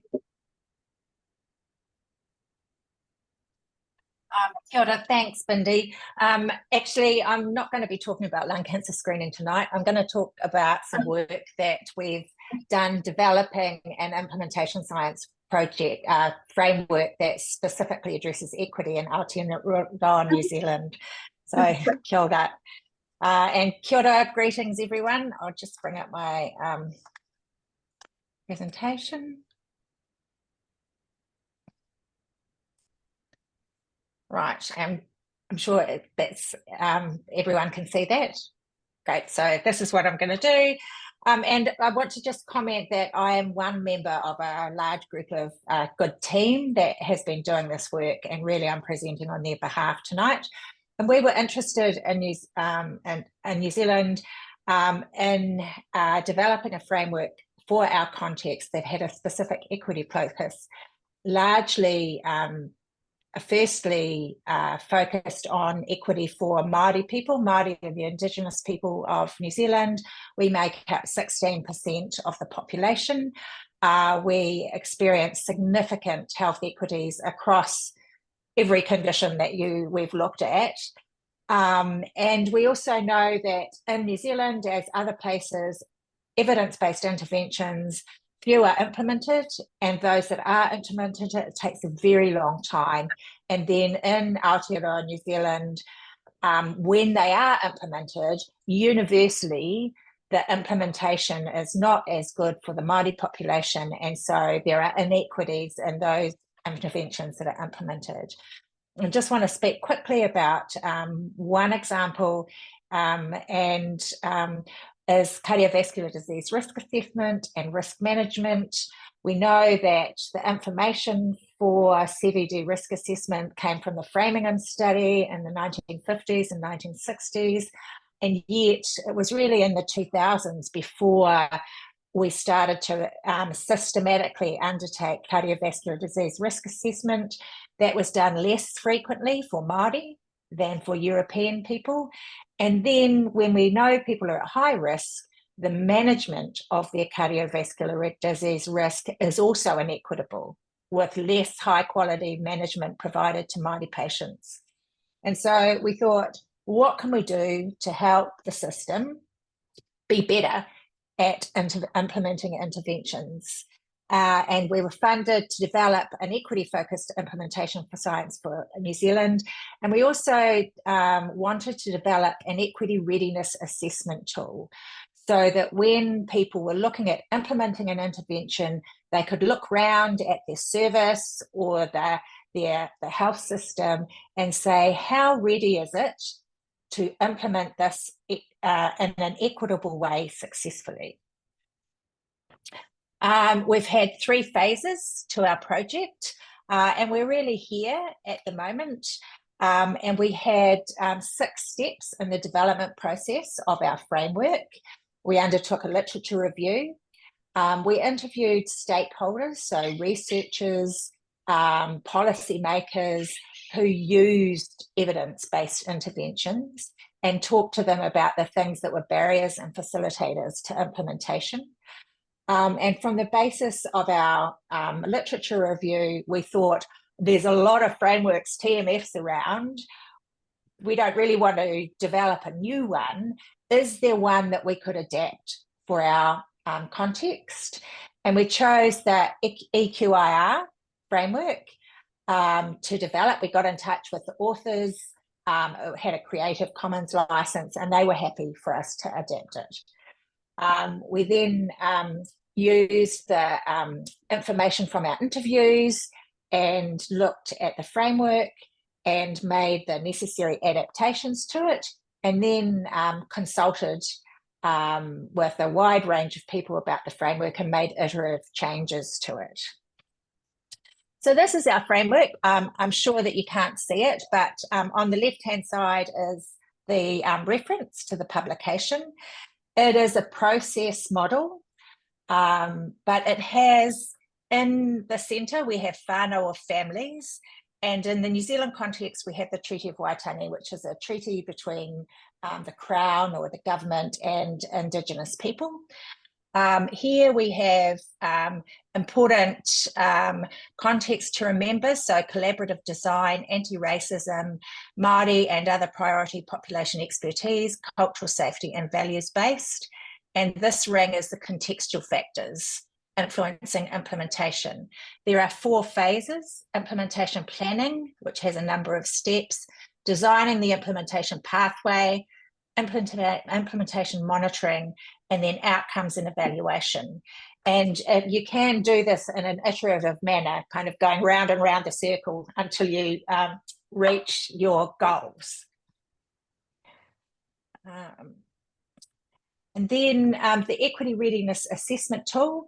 So organisation, and what this is about is helping to assist with the how to do equity successfully in health services. Organisational readiness is a well-described context in a concept in psychology and project management and quality work. And it's about how ready the organisation is to roll out the project or the intervention. Equity readiness is the willingness and capability of a service or an organisation to roll out an intervention equitably. And our readiness assessment tool helps people to assess their organisational service. And this is the first page of the equity readiness assessment tool. So there's an online tool that, first of all, the individuals and, for example, a team would do, and they answer questions about themselves, individual readiness, about the readiness of their team or service, and about the readiness of their organisation.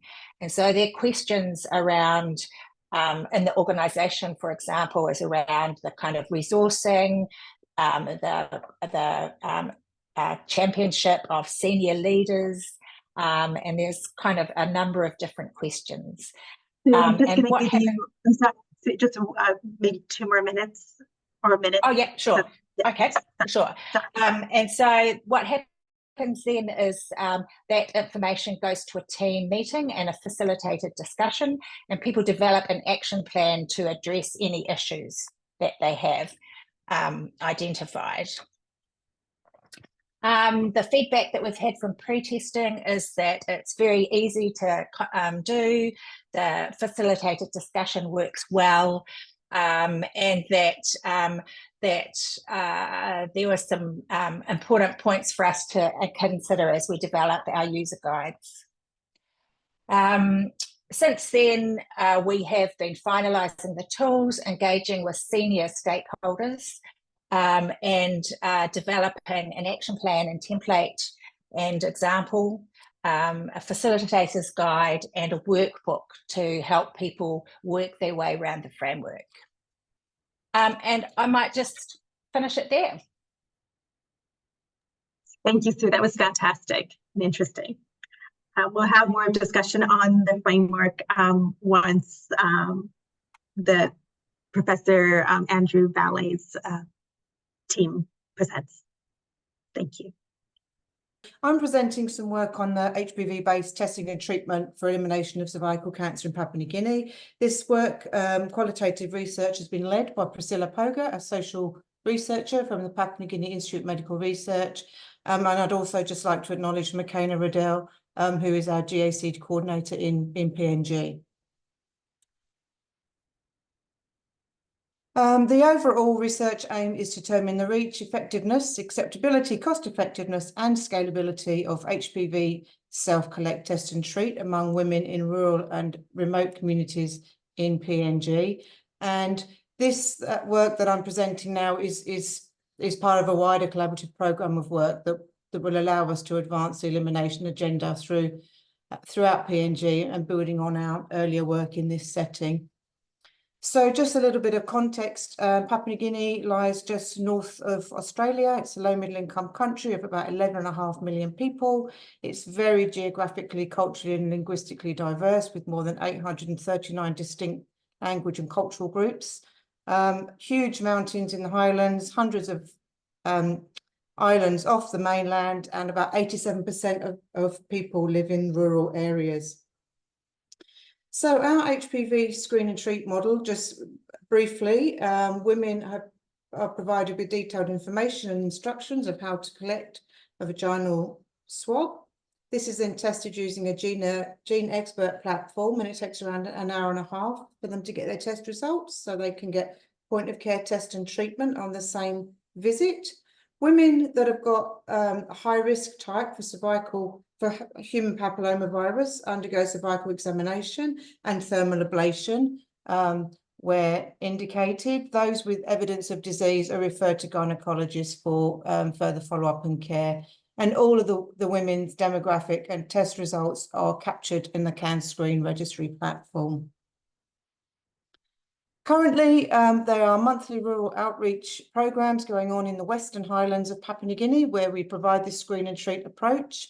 And we are seeing up to 300-400 women a week with our outreach program. Sometimes the team are there and they see more than 100 women in a day.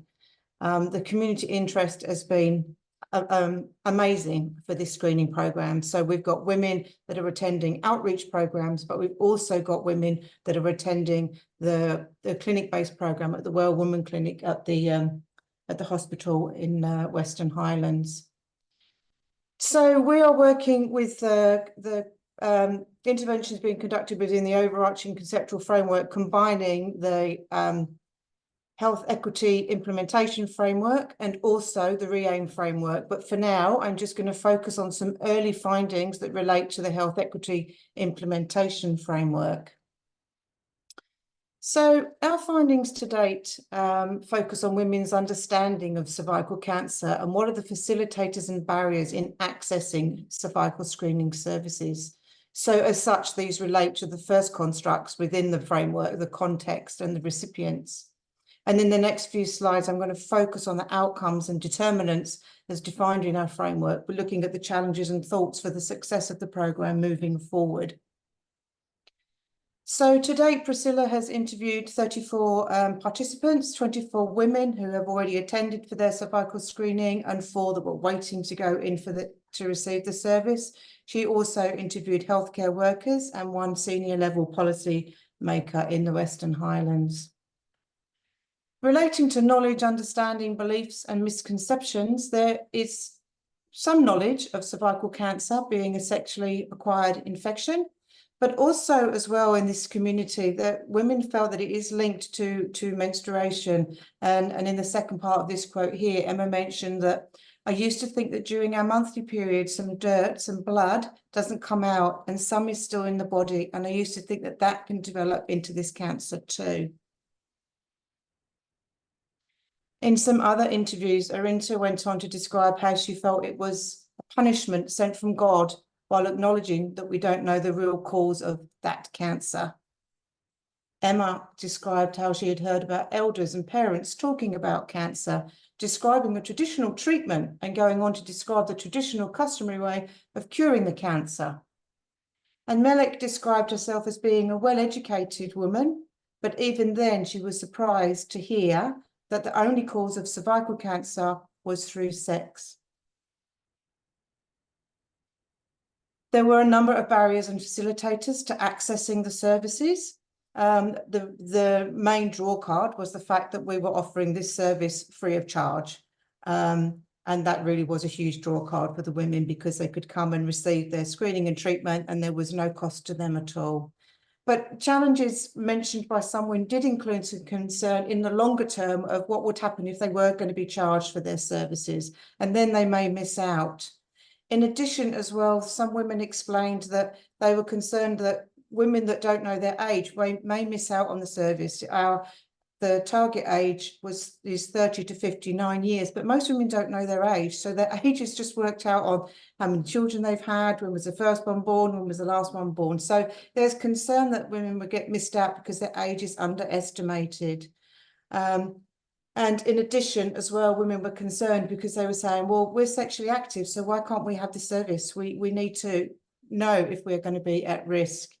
And as well, in a country with more than 800 languages, there was some concern that although all the education was given in Pidgin English, a lot of the women from the really remote places won't necessarily understand Pidgin quite so clearly, so they may miss out on some key messages. In this slide here, Meta explains her motivation to take part in the screening because the screening had come to them in the community. So she described, we are unfortunate people and we live remote and the road is also not good condition and the bridge is washed away by the river. The town is far away. But once we heard that the machine is already in the area, all of us were happy and we left whatever we were doing, our programs, and we stopped and we all came. I'm not going to read this next quote out because it's a long one, but just to point out as well that was really interesting that that Arinta actually worked at a local women's refuge, and she was concerned that women that are staying at the refuge may not be able to access this service because as soon as they step outside of their safe house, then they may be at risk from meeting the spouse, the husband's family members, and then there might be some issues around some violence kind of being involved in them being outside of their safe house. And she went on to describe that maybe there could be an ambulance could pick the women or a police escort to get the women safely to receive their care. So in summary, so far with our key findings, there's a number of misconceptions around cervical cancer etiology and causation amongst the women, but there's high acceptability of this free screening service and the mobile outreach service. There are a number of sociocultural, societal and structural barriers to access and participation described by the women. And there's a definite input required before the value and the utility of the health equity implementation framework to inform the implementation in this setting can be fully evaluated. And as I mentioned, it's a huge collaboration of a number of people in addition to the support from GACD. Thank you. Thank you, Lisa. That was great. It's fantastic. So we're going to open up for questions for both Sue and Lisa. Does anyone have any questions? If not, I can start with the question first for Lisa. When you were assessing the women for their knowledge, understanding, and beliefs and misconceptions, how did you choose the women that participated? You know, did you collect their demographics? And what percentage of the community from the rural remote area came from the service? Do you know the percentage? And were there a certain type of women that came for the screening versus those that didn't, that did the testing? Yeah, I mean, it's a really important question. And I mean, obviously, it's always difficult when you're providing a clinical service, then it's easiest to capture the women that have come for that clinical service. But I mean, I think the thing is, especially with the outreach program going right out, you know, like an hour, 2-hour drive to these remote clinics with our mobile outreach service, that really did make sure that any women were captured, and you know, we had a broad range of women, from those with very little education and those with, you know, formal secondary and tertiary education that were. So it's, you know, we tried to get to kind of get a good breadth of, you know, women from different socio-economic backgrounds, because recognizing that they would have a different level of understanding. But again, it's always difficult because we did go out into the communities, but the interviews were done as part of the outreach program. Oh, yeah. No, it's really fascinating. So I'll go on and ask Sue a question. I'll come back to you, Lisa. For Sue, did you pilot the health equity framework and the tool to assess it? And yeah, so if you did pilot it, how did you pilot it? Yeah, so it's been piloted with a number of teams that work in Health New Zealand, which is our major public hospital service across the country. And so a number of teams, particularly that are involved in cancer programs, have piloted it and have given us feedback, and we've used that feedback to incorporate information, to make some minor revisions to the readiness assessment tool, and to incorporate that and to help us shape up the user guides and templates and workbooks. We've engaged with some very senior stakeholders, and we've also run some online implementation science training. We've had 60 people attend that training, and that's included some face-to-face workshops. And so at the moment, with a number of people from the stakeholder group and the training have indicated that they're interested in using the framework and the readiness assessment tool, and we'll be working with them to gain some more information. That sounds great. Thank you, Sue. There is a question in the chat from Sarbini. How did you deal with equity implications of screening treatment, or was that not part of the intervention? I think this is for Lisa. So Andrew has replied, in the Western Highlands PNG, the team now have screened 20,000 of the estimated 30,000 age-eligible women living in the province and coped with huge demand from the community. Yeah, I think, just to add, I mean, the issue for us has really been trying to meet demand.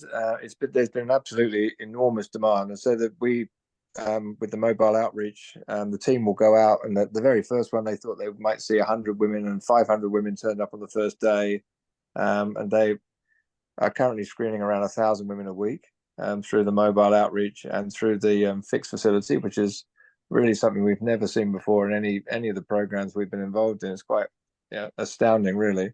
And a sister project that's just started in New Ireland, we're seeing a very similar kind of uptake. So there's this massive demand here for screening services. But we're very, very keen in terms of, with an equity lens. One of the key things that we wanted to do with the program, we wanted to ensure that the vast majority of women who've never had access to services could get that access. So we know that probably around 50% now of all women screened, of those 20-odd thousand that are screened, have been provided services actually in the community through the mobile outreach, which again was much higher than we'd had anticipated. And we're looking now, as we start to get really start to get close to our target, which is really close to 30,000. And we've been doing this in any case, but I think our focus will really shift to ensure that we can provide services to those women who, for whatever reason, haven't come forward, which is exactly why we're doing this research. We want to understand the barriers and potential facilitators for participation. We know, of course, that in our and through our other projects, we're looking at aids to accessibility and access for those who are living with issues with their hearing or their sight. So we've developed in other projects in our HIV program, developed Braille-based guides for people to help access treatment and understand the ART decision making and so on. And so we equity, of course, for this program is very much at the core of everything we do, and the whole thing was designed with that equity lens, because we could have stayed in our clinic and waited for people to come to us, but as all of us know, that's not what any of us are about. All of us here in this community of practice, we're all dedicated to providing services and addressing equity as best we can. So anyway, I hope that answers the question.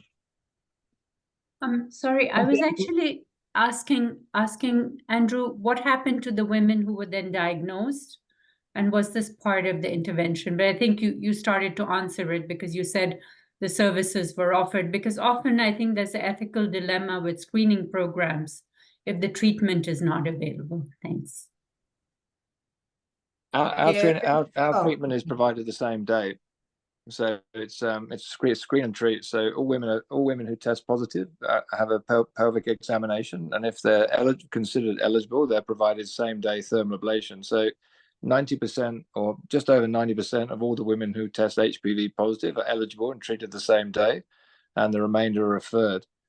So yeah, no, absolutely, there's no point testing if you're not going to treat. So we believe that's completely unethical. So we've yeah, absolutely, completely agree with you. Sorry, Lisa. Thank you, Andrew. There's another question there are two questions for Sue.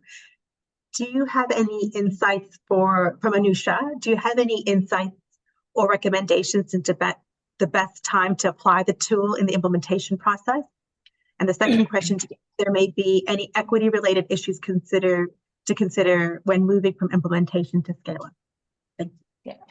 Yeah. So we recommend that when people are in the planning their implementation pathway, that they use the tool very early in the process, because that's going to, even though our framework is a process framework, what the tool is doing is getting them to think about the context in which they're going to implement. And so we recommend that people do that early when they're doing their implementation planning. And then I think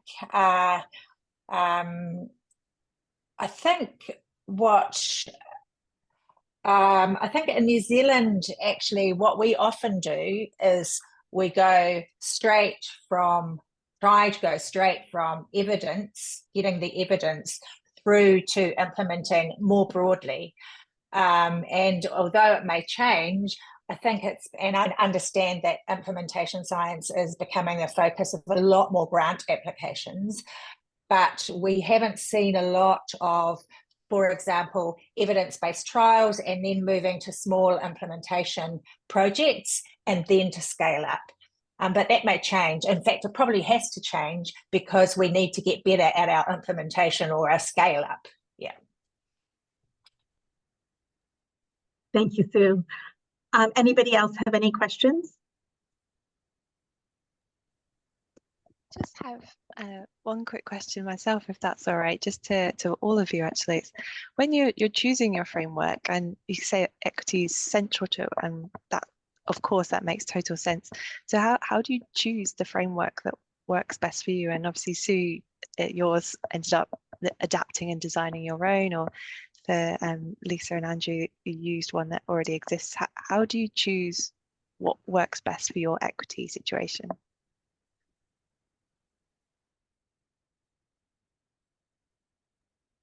Would you like me? Sorry, is it like, Sue, did you want to go first? I suppose you've designed your own. You kind of decided that all the existing frameworks didn't suit you.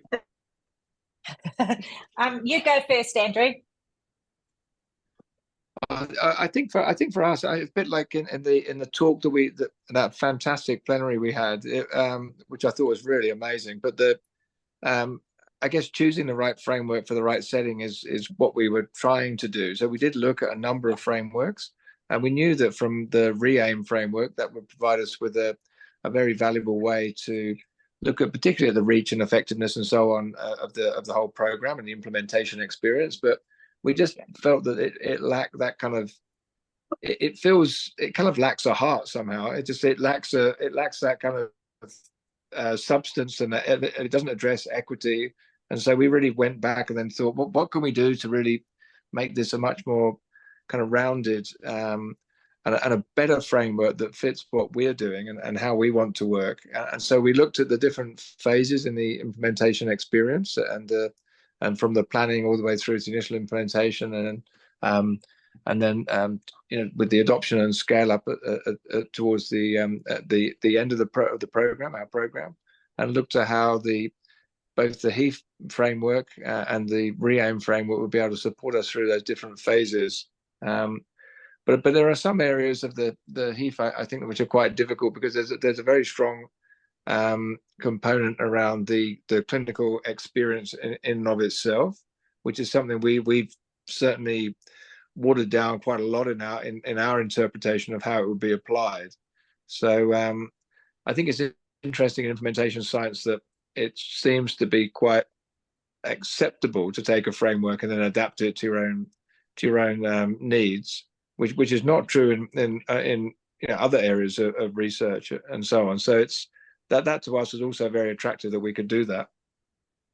So I guess that's not a very complete answer. Sorry. I think that I agree with Andrew, and I think that it depends on what question you want, and you may actually use different frameworks in different parts of your whole implementation project as well. And so you really need to choose the framework or frameworks that help you to answer that part of the question that you're interested in. Thank you, Sue. Thank you, Andrew. So we're going to be returning back to the main room in 24 seconds. So thank you. Yeah, feel free to go back now if you want, but thanks so much to all the speakers, and the conversation will continue. But I have my two moderators, Bindu and Gillian, and I wanted to ask you if you could just perhaps feedback two key things in 2 minutes that you learned from your particular group? I know that's a bit of a struggle because there was lots to capture, but Bindu, can I take you first? Yeah, sounds great. So our breakout room was focused on equity frameworks. Equity framework, there's a lot of rhetoric on equity and use of equity in implementation science. And so there were two experts in the area.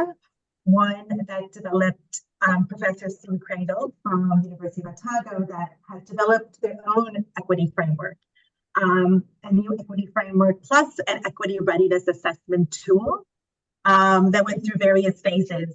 And now it's been piloted as well and to be applied.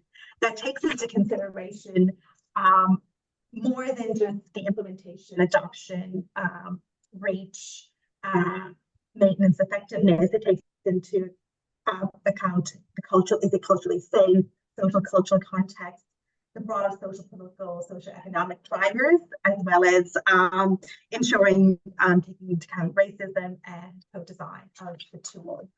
And then there was Dr. Lisa Valet and Professor Andrew Valet from the Kirby Institute and Papua New Guinea Medical Research Institute, who looked at HPV self-collect, test, treat among women in rural, remote areas in Papua New Guinea.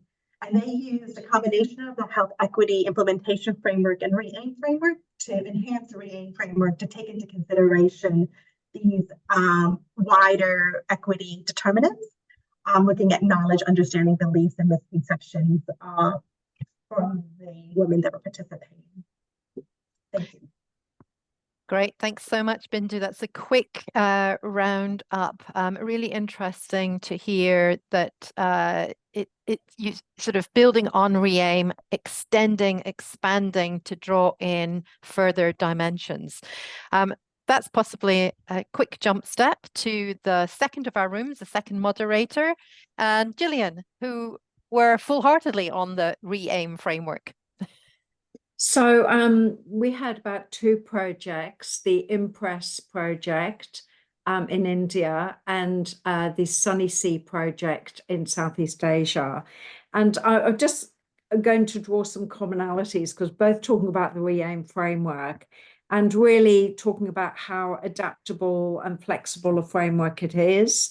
It adds value to projects, can be used for both designing projects, but also evaluating projects. And both lots of speakers pointed out that the importance of using mixed methods.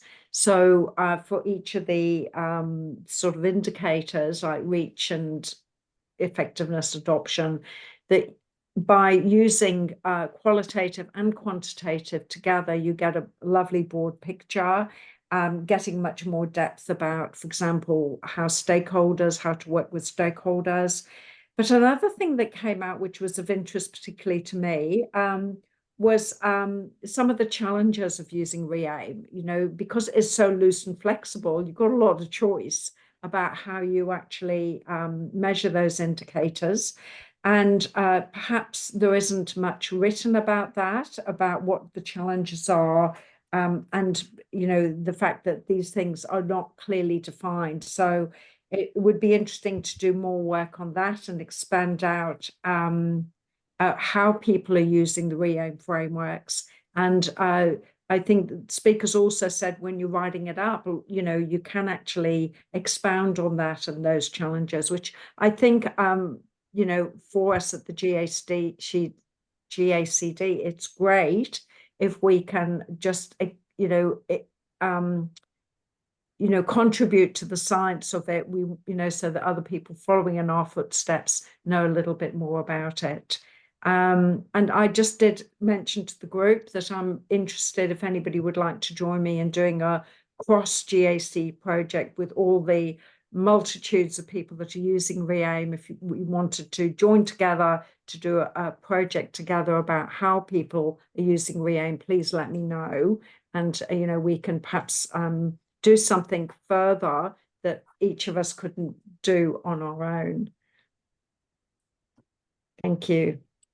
That's great. Thanks so much, Gillian, for giving that short summary. That's really helpful. And also that it spiked your interest in the REAIM framework and its adaptations, the potential flexibility it provides, the indicators, and potentially the opportunity to do a bit more actual scientific endeavor around that methodologies.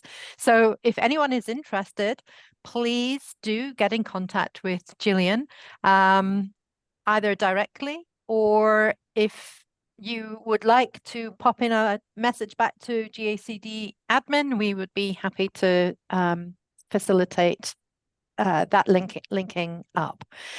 At this point, I did want to see if anybody in the room had any particular reflections or questions that had been brought to the front of their mind, their active mind, having heard from the plenary speaker this morning, the speakers in the breakouts. Did you have something you didn't have the opportunity to ask at the time? Ask now. Either raise your electronic hand. Sorry, that's not a very good impression. That's raising my real hand. Raise your electronic hand or pop something into the chat. This is an opportunity to engage. If you heard something interesting and you wanted to make contact back to an individual, you can do that. You can set that up in the chat as well. All things you can do. Izzy, you've raised your hand. Yeah, I'm going to use my powers that be as an organizer to ask a question. So this is to the panelists, but also to everybody. So in the chat box, just to circle back to that original question I asked about diversifying and consolidating, and whether anyone has changed their mind or anyone has got a firmer opinion maybe, or maybe your opinion has got less firm and you just don't know anymore. But I'd really like to hear perhaps doing Gillian's reflections, and anyone in the chat box, please do share what you've come to think.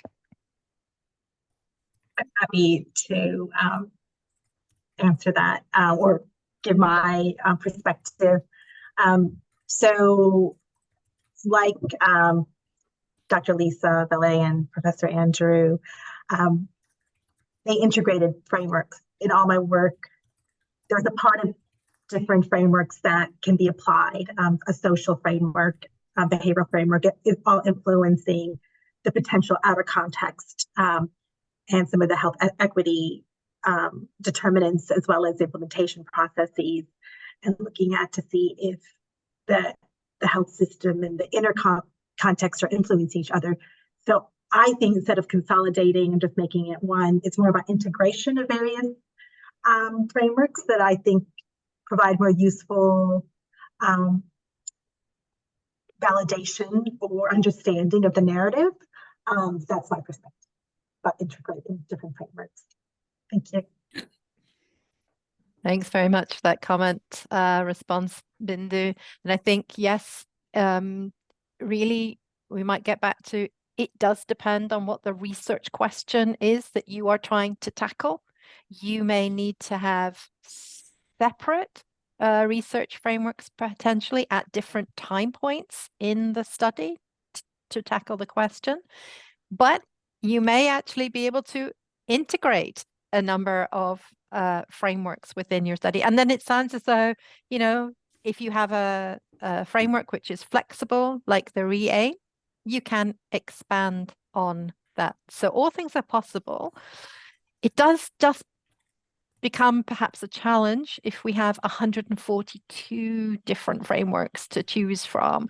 And potentially one of the things might be, you know, recommendations for a short list of go-to frameworks, see how these might actually help in the first instance. But, you know, that's a question. I'm putting it out there. I'm not the expert in implementation research. You guys are. So if you have any thoughts and comments on Izzy's point, yep, come back to us.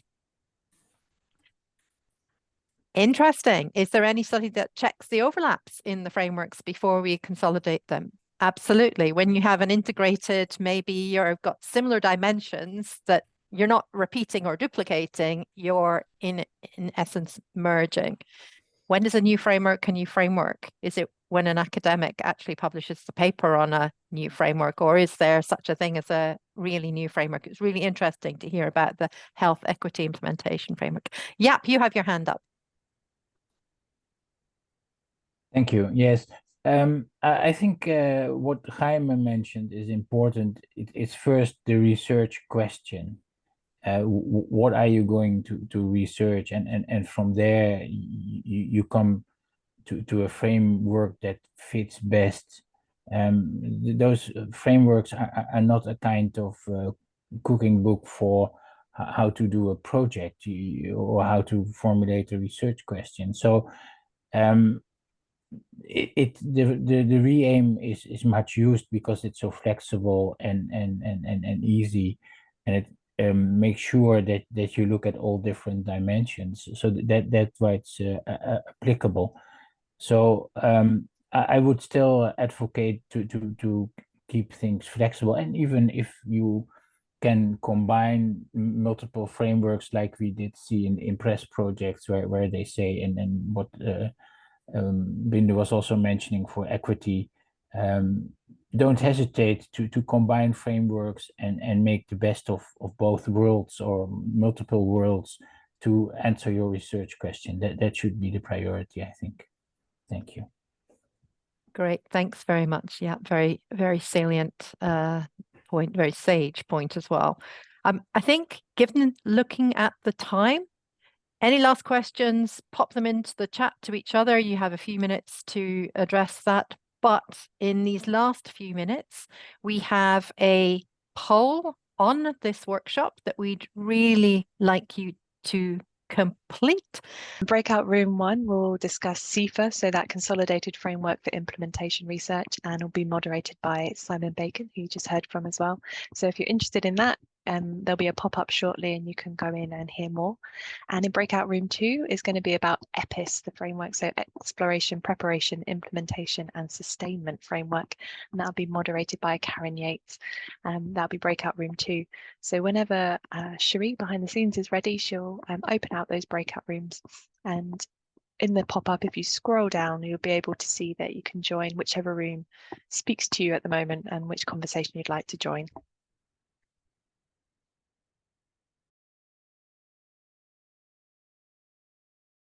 So thank you very much.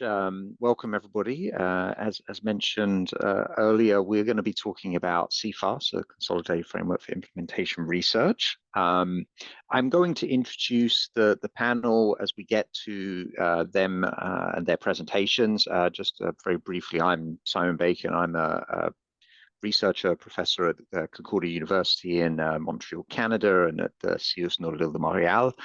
I'm trained as a behavioral scientist, so that's actually where I come from. I want to just acknowledge very briefly before I do a very brief introduction to CFIR that where I work, Concordia University in the CIUS Nordel de Montréal, is actually located on unceded Indigenous lands here in Canada, and that through a variety of policies of assimilation and expulsion those lands have been taken in ways which are really not very acceptable, and that those policies still actually exist and continue to have negative consequences for Indigenous communities. Myself and my colleagues are trying our hardest to try and create opportunities in ways in which we amplify the voices of the Indigenous communities, particularly within the Kanien'kehá:ka Nation, which is who are the custodians of where I am right now. So I'm going to very quickly go through CFIR. And I did notice that Dr. Irazola presented sort of 1.0, and I'm going to be presenting 2.0. So if it looks a little bit different, that is completely normal. And I'm really going to be quite brief because we want to get to the key speakers and I get to some discussion time. I really just want to highlight, it's kind of nice because this follows the conversation around kind of consolidation of frameworks and trying to minimize some of those. And so CFIR actually, its history is really it being an amalgam of many, many frameworks to start with. And it was recently updated in 2022. So really it's tried to find that commonality and tried to pull these things together. And I'm just going to highlight sort of the key pieces and how they all fit together, which is really really fundamentally important. Ultimately, what this is trying to do is identify the barriers and facilitators for implementation. And it does it across 5 domains. And just what those 5 domains were clear is the first thing is the innovation. So this may be the intervention, this may be some kind of element that you're trying to implement. It's the thing, it's this box here. So we start with the thing, and that's always really fundamentally important. Then there's actually the process of implementation, right? So thinking about you know, the elements that are actually required to implement that more broadly. We then have the individuals, because ultimately people need to do things and do things differently. And this is where I get kind of very excited being a behavioral scientist. And this is really people within the setting and at multiple levels within the setting. Of course, those individuals have to work within that setting. And so there's elements about the setting that are going to be important and critical. So this is where the innovation will actually be implemented. And then invariably, those inner settings are then influenced by outer settings. And, you know, a sort of simple way to think about this might be in a healthcare system where you're asking an administrator to change a practice. That requires certain structural changes maybe in the environment so that that practice can be delivered. But then there's policies that might sit upon atop that actually then influence that entire pipeline. So these things are always very normally quite well interconnected. And so being able to look at the whole spectrum and be able to take those 5 elements together is really fundamentally important. Really, one of the great benefits of CFIR is that there is a consistency in how this is structured, but there's a huge amount of flexibility. And it really just gives you a nice structure to make sure that you cover all of the aspects that might be critical to that implementation element. I'm not saying it's the only thing you could use, but it's certainly a good solid starting point. Now, what we're really fortunate today to have 2 excellent sets of presentations that are really going to talk about CFIR in practice. So you're going to get to see how this looks. We're going to start with Zinzi Paradol and Anush Ramani Chandra, who Anusha's presentation is going to be a video. Zinzi is here, so she's going to be able to answer questions and so on.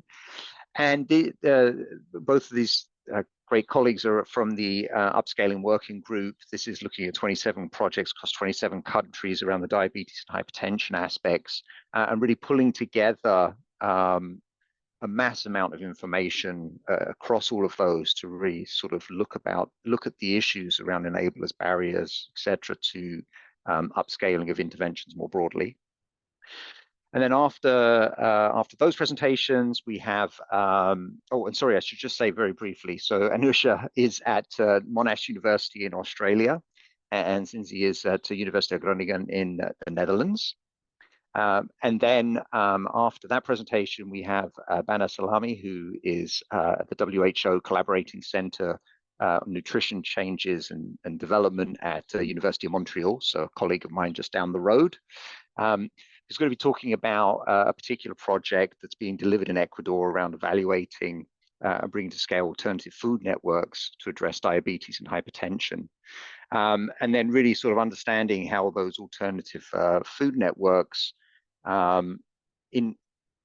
occur within the local food environments and their interaction with social determinants of health. So with that, I'm going to hand back to Carolyn, who's going to queue up the video, I believe. So I will stop sharing. Awesome. Thank you, Simon. Thanks for such an excellent introduction. Greetings, everyone. Welcome to the session presented by Zinzi and I on the application of the CFIR framework to the joint research activities of the Upscaling Working Group collaboration. In 2018, a group of researchers from the GACD network came together under the leadership of Emeritus Professor Amanda Thrift and Professor Rohina Joshi. And the intention of the joint research activities was to understand, was to develop common lessons learned, the facilitators and challenges to scaling up from across the 27 different studies that were funded by the Skill Up Call, because there was not much research around what are the challenges and facilitators to scaling up hypertension and diabetes interventions. I will be taking you through the application of CFIR in the first phase of the study, while Zinzi will talk you through the second. So in the first, both these phases are actually qualitative research studies with semi-structured interviews across multi-stakeholders. And in the first phase of the study, we led to this publication, which was jointly authored by the members of the working group collaboration. Out of the 19 funded studies, we were focused on the implementation phase alone, and we had stakeholder interviews from diverse viewpoints, so that we could develop that system level understanding of the contextual challenges and facilitators to scaling up. In terms of the analytical process, we followed a two-step process. In the first step, we just took thematic coding. Thematic analysis and reflexive coding is a very inductive process which allows us to retain the richness of data. This was really important because we had diverse studies being implemented in different contexts. So, we really needed robust analysis for capturing this diversity. In the second phase, which was more deductive, we identified the CFIR framework to systematically map our findings from the thematic analysis. So it was quite a complex process, but extreme. I'll explain the coding process to you. So when we open code our transcript, basically statements are translated or labeled as codes. So we might have, if there was a person who said that there was a huge problem due to a political upheaval, then we would code it as a political upheaval. In the next step, separate codes leading into themes. So we might have had several codes related to COVID-19, which form a subtheme. And all these different subthemes lead to broader themes. So basically, you lose your detail within each theme, but you increase your width of responses so that you can identify clear patterns of information. In the second step, we actually mapped each of these themes as challenges and facilitators onto the CFIR domain and constructs. Now, the innovation domain fell outside the purview of the study because we were not that interested in learning lessons on intervention-specific challenges, but more with regard to the contextual factors. And the other important point was there was not much information in this area because of COVID-19. And our study was focused on the early implementation phase where things were completely COVID-19 had taken over everything. So one of the, strengths of the study was we were able to document the challenges due to COVID-19. But basically each of our sub-themes and themes were mapped to the domains and constructs, leading to which sort of explains the scaling up process itself, which is about taking an intervention which is being implemented in a small area to a bigger area to more people. And what we actually found was that the maximum challenges were in the outer setting domain, but on the positive side, there are things that could be done by the implementation process, which could facilitate the conditions for scaling up. And I think that's where I will end my study. But my presentation, but if you want to read more, do head out to our joint research. And over to Zinzi now. Thank you so much, everyone. And just very briefly, what I would suggest is that we go through the presentations and then we have a bigger discussion at the end. So I know there's some questions that are coming in and I see a hand raised. What I would request is you just keep hold of those, because I think some of this might unfold as we see the other pieces, if that's okay. Just to be sure, do you see my screen? Yes. Perfect. Okay, great. Thank you. Thank you very much. Yeah, so I will take over from Anusha, talking about the second phase or the follow-up phase of this study. Because the study objective is still the same. We're still looking at identifying and understanding the enablers and the challenges. in scaling up these NCD related interventions. But the big difference is that Anusha and her team really looked into the early implementation phase of these studies, which was really interrupted by COVID. And now we're looking again at in these projects, which are later on in implementing, but also in scaling up, some already finished. And so what we do is we actually do a document analysis, and we conduct interviews in which we focus on 7 key elements. So intervention, innovation, local context, environment, local adaptation, stakeholder consultation, and sustainability. And these are actually, well, elements that are really the elements of implementation and scaling up. And how do we now go back to the CFIR again?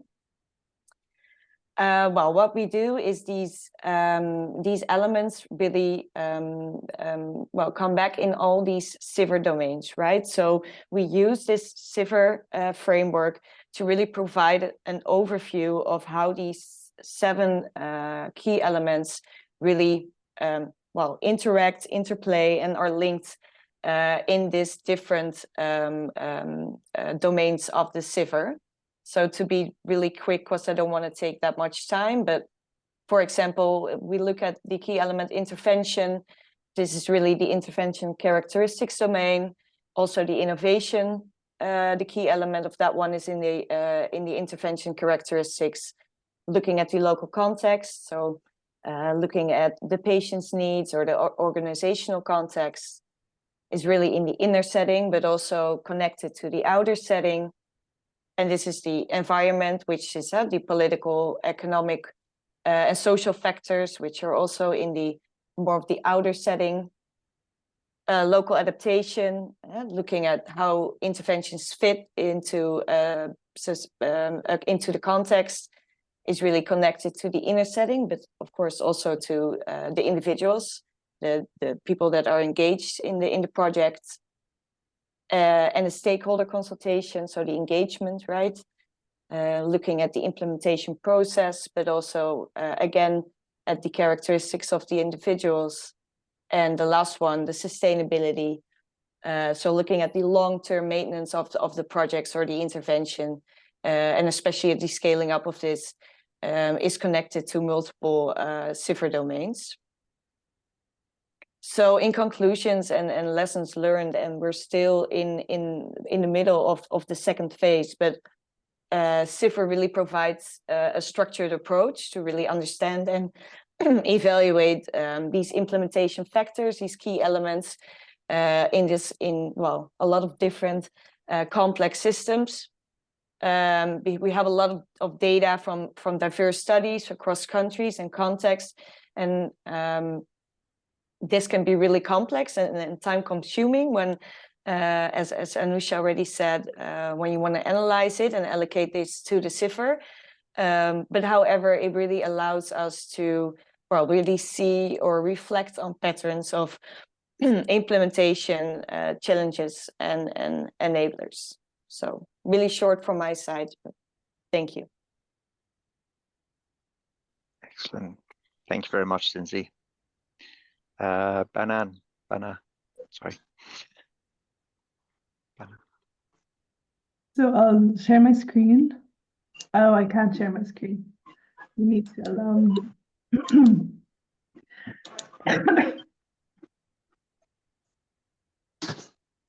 I think Zinzi, yeah, that's it. Sorry. Zinzi's is down. Couldn't find it, sorry. Thank you. Got to have one little technical hiccup at least. Right. Oh, this Just is one. my presentation. Do you see my PowerPoint? We do. Perfect. So Excellent. thank you for the introduction, and Zinzi and Anusha for the presentations. Just to let you know that I'm here on behalf of the team in Canada and in Ecuador. So we're working collaboratively together. There's someone unmuted, I think. Okay, so So as Simon mentioned, we're looking at alternative food networks in Ecuador and how they contribute to health outcomes within farmer groups. And so the term alternative food networks is a very broad umbrella term. But in the context of Ecuador, there are very well established agroecological associations that farmers could be a part of. And the practices, both agricultural and dietary practices and other practices vary a lot within the farmers, whether they are within the same agroecological association or different associations. And so our project is pretty particular in the sense that we're not implementing an intervention per se, but we're agroecology is already being implemented, but we're looking at deciphering the specific practices within alternative food networks in Ecuador that lead to positive health outcomes in terms of chronic nutrition-related diseases and turn them into evidence-based interventions and recommendations. So I'm also using the CFIR 2.0.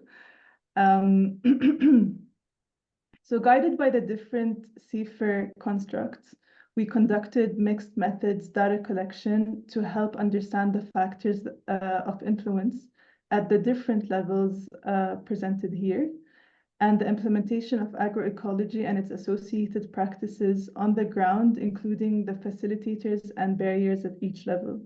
So if I start with the individual level, we did quantitative data collection for 1,050 participants to understand the individual characteristics and practices and how they relate to health outcomes.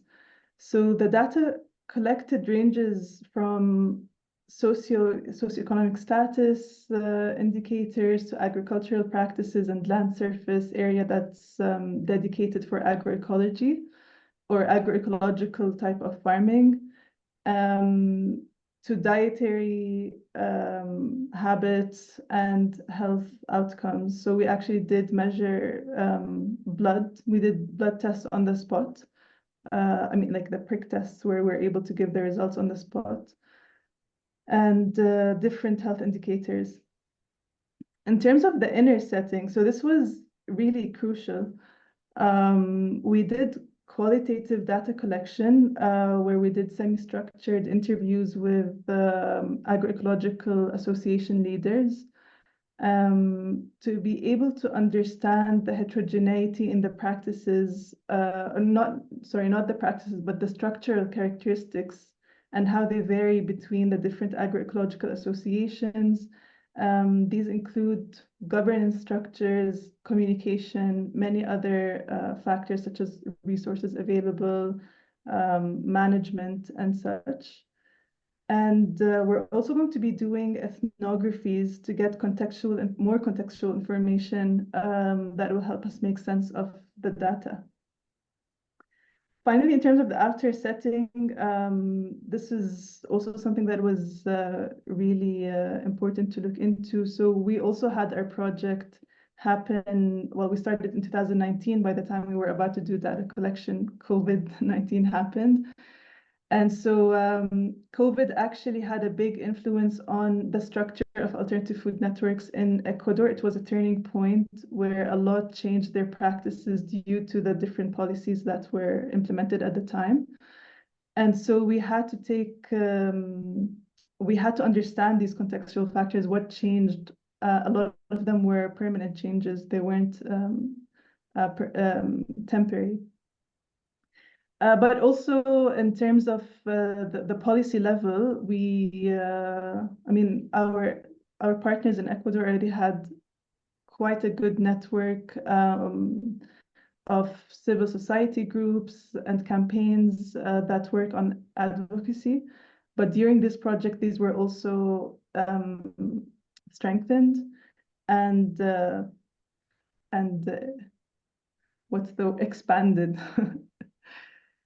So what I would really like to take the time to actually focus on, not time, but to focus on, I'm almost done, is the process of implementation. And this was key to our project. I talk about it as though it's in the past, but it's still happening. And we're at the stage of, we just finished data cleaning, so we're about to start data collection.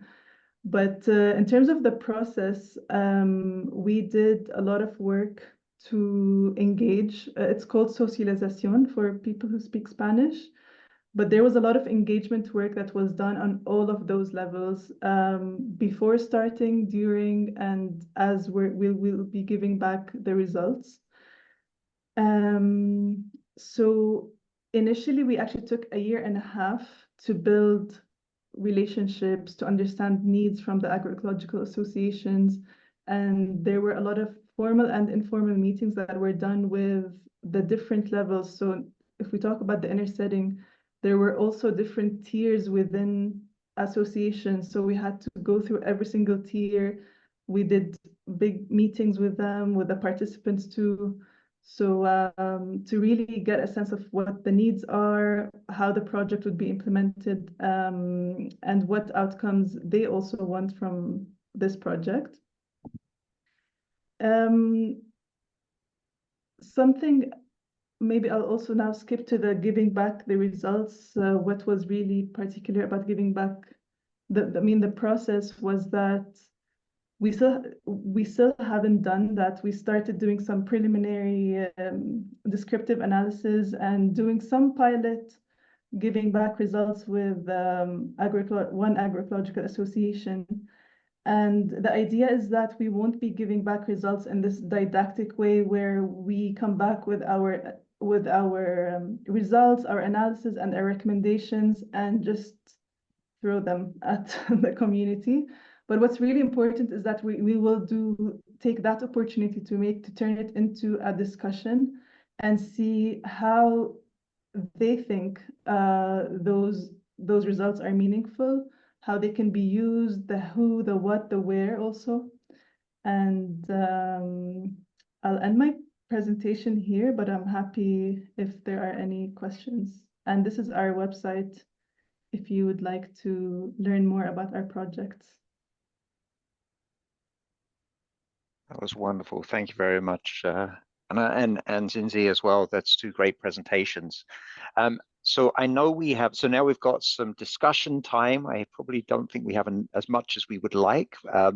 We certainly have one. So Abdurazak had his hand up earlier. So I'm going to hand over if you have your question, and then there's a question in the chat that we'll start with. But then this is an open discussion, so just raise your hand if you want to ask anything. Sorry, it was a technical error. Sorry for that one. I'm sorry for the disturbance. No, but you can ask a technical question now as well. It's a good time for all points of clarification.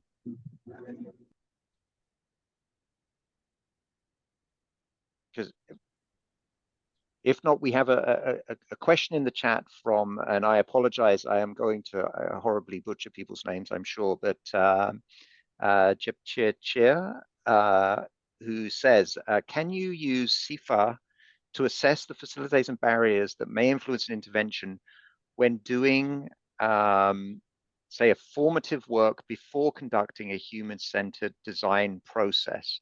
So I guess the idea here is, and you can correct me if I'm wrong, sort of as a preparatory piece before getting to the actual development of the intervention. And I'd be curious to see what the panel thinks about that. Yeah, I mean, absolutely. There is literature on that as well, where CFIR is used as for formative research, pre-implementation. This is also kind of what we did in that year and a half where we did a lot of like engagement with different levels within, I mean, that would be touched by this implementation, by the potential intervention, to really understand what are the barriers and the facilitators, the needs. I don't know if I answered the question. Yeah, no, that's perfect. It's kind of, and I was thinking about, as you know, even though technically what you're doing is there's a pre-existing intervention, but you're effectively turning CFIR into an intervention at the other end of this. So it sort of creates that cycle, as you say, so which is a similar perspective, I think, is how you can leverage that. There's another question in the chat, which is how many sections of CFIR and how many points from each section must you use to say you have used CFIR? I think that's an unanswerable question there, but Zinzi, you want to I jump think in with I that? think it's a really interesting question, but from my point of view, I think it should be something. The framework should be something that really helps you to do it pre-implementation, because that can really help. Just the question we had before, but also really evaluating, but giving it an overview and a structure. And in that way, using this, using the CFIR should be. I wouldn't maybe say when can you say that you've had all the constructs, or the how many constructs do you need. I would say it's already, if you're looking at certain domains, the CFIR can be really relevant to use as a framework. And that could be maybe only one domain that's a really important domain, which really, as what I think Anusha showed before, that they left out one of the domains because it wasn't relevant. As long as you look at, well, your intervention, your study, your research question, if it's relevant to look at one or two domains, you're using the CFIR domain. But that's my opinion in that.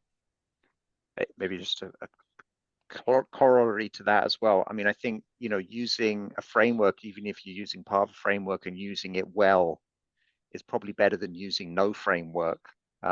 Is you know, part, I think, of that message as well.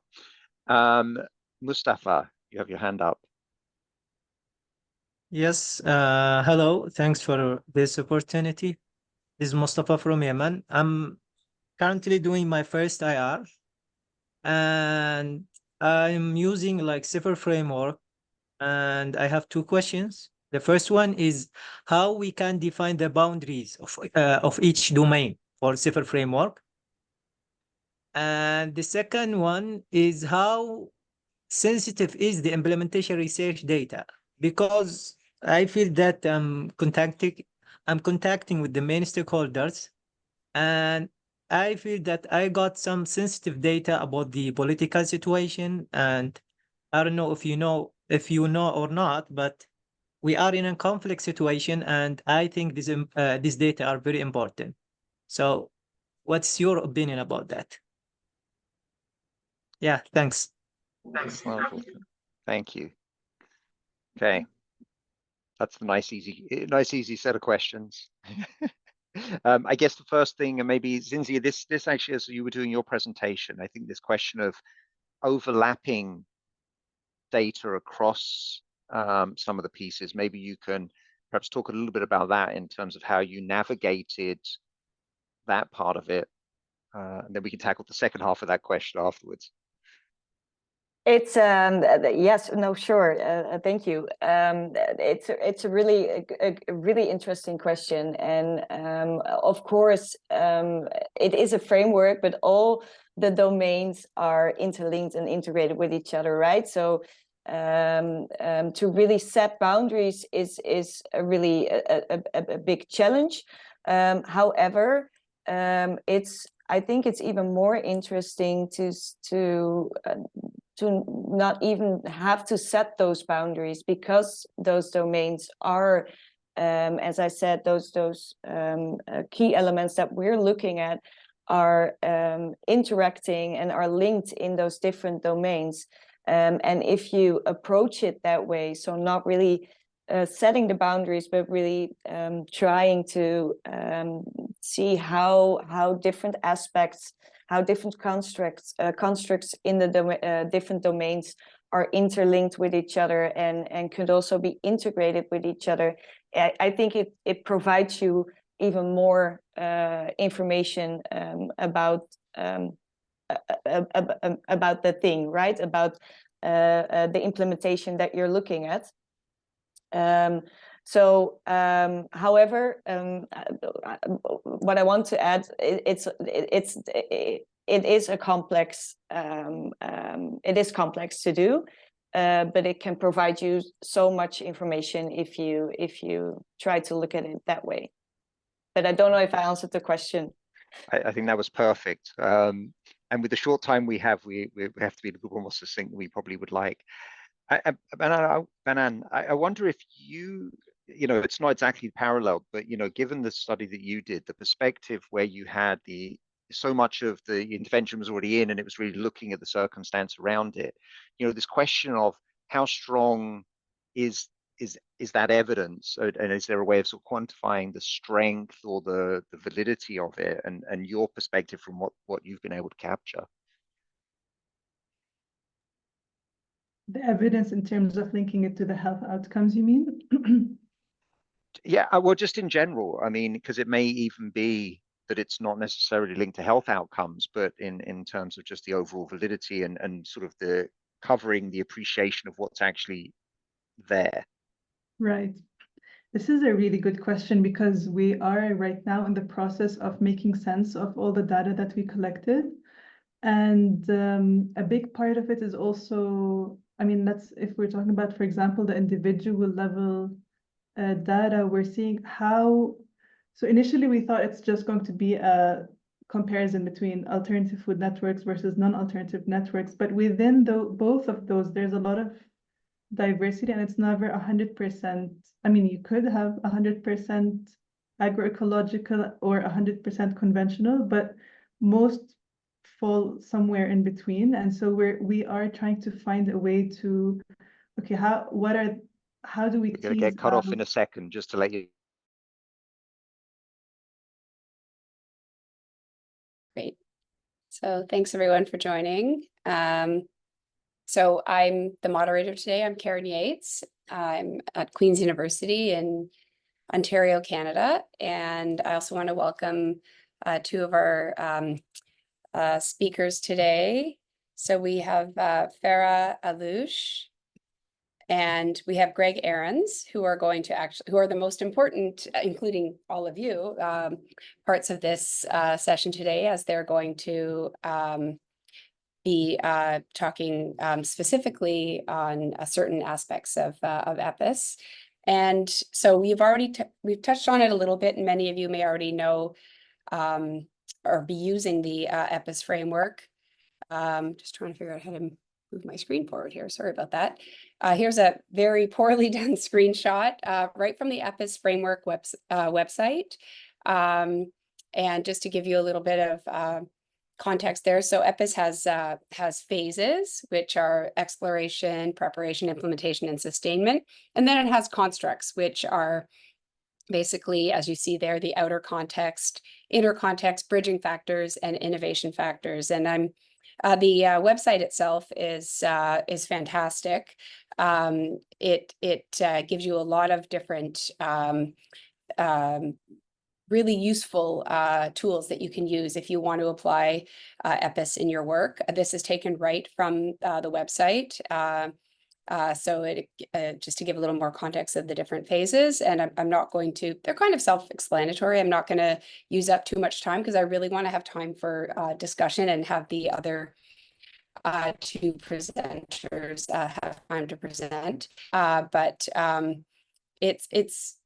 find it personally to be quite a useful framework. I'm in Canada, but my work is primarily based in East Africa on cancer screening programs, as well as hypertension and diabetes, which is our current GACD related grant. And I've found it quite useful, more recently. I think I was through my mentorship that I had as a younger, more junior researcher, I was using tended to use REAIM and CFIR, but more recently, in the last couple of years, I've used EPIS and found it makes a lot of sense to me in these particular health system contexts that we're working in. And sorry, there's the constructs there. So I'm going to stop with my screen sharing, and I'm going to put it out there now. Is it Greg, are you going to go first, or or Farah? I don't know if we actually had a plan on that. I think I popped Greg to go first in the thing. So if you're ready, Greg, that would be great to hear from you. Sure, I can go. Although I'm hoping to see Farah's, but we'll do that after the fact. So yeah, let me get things started here.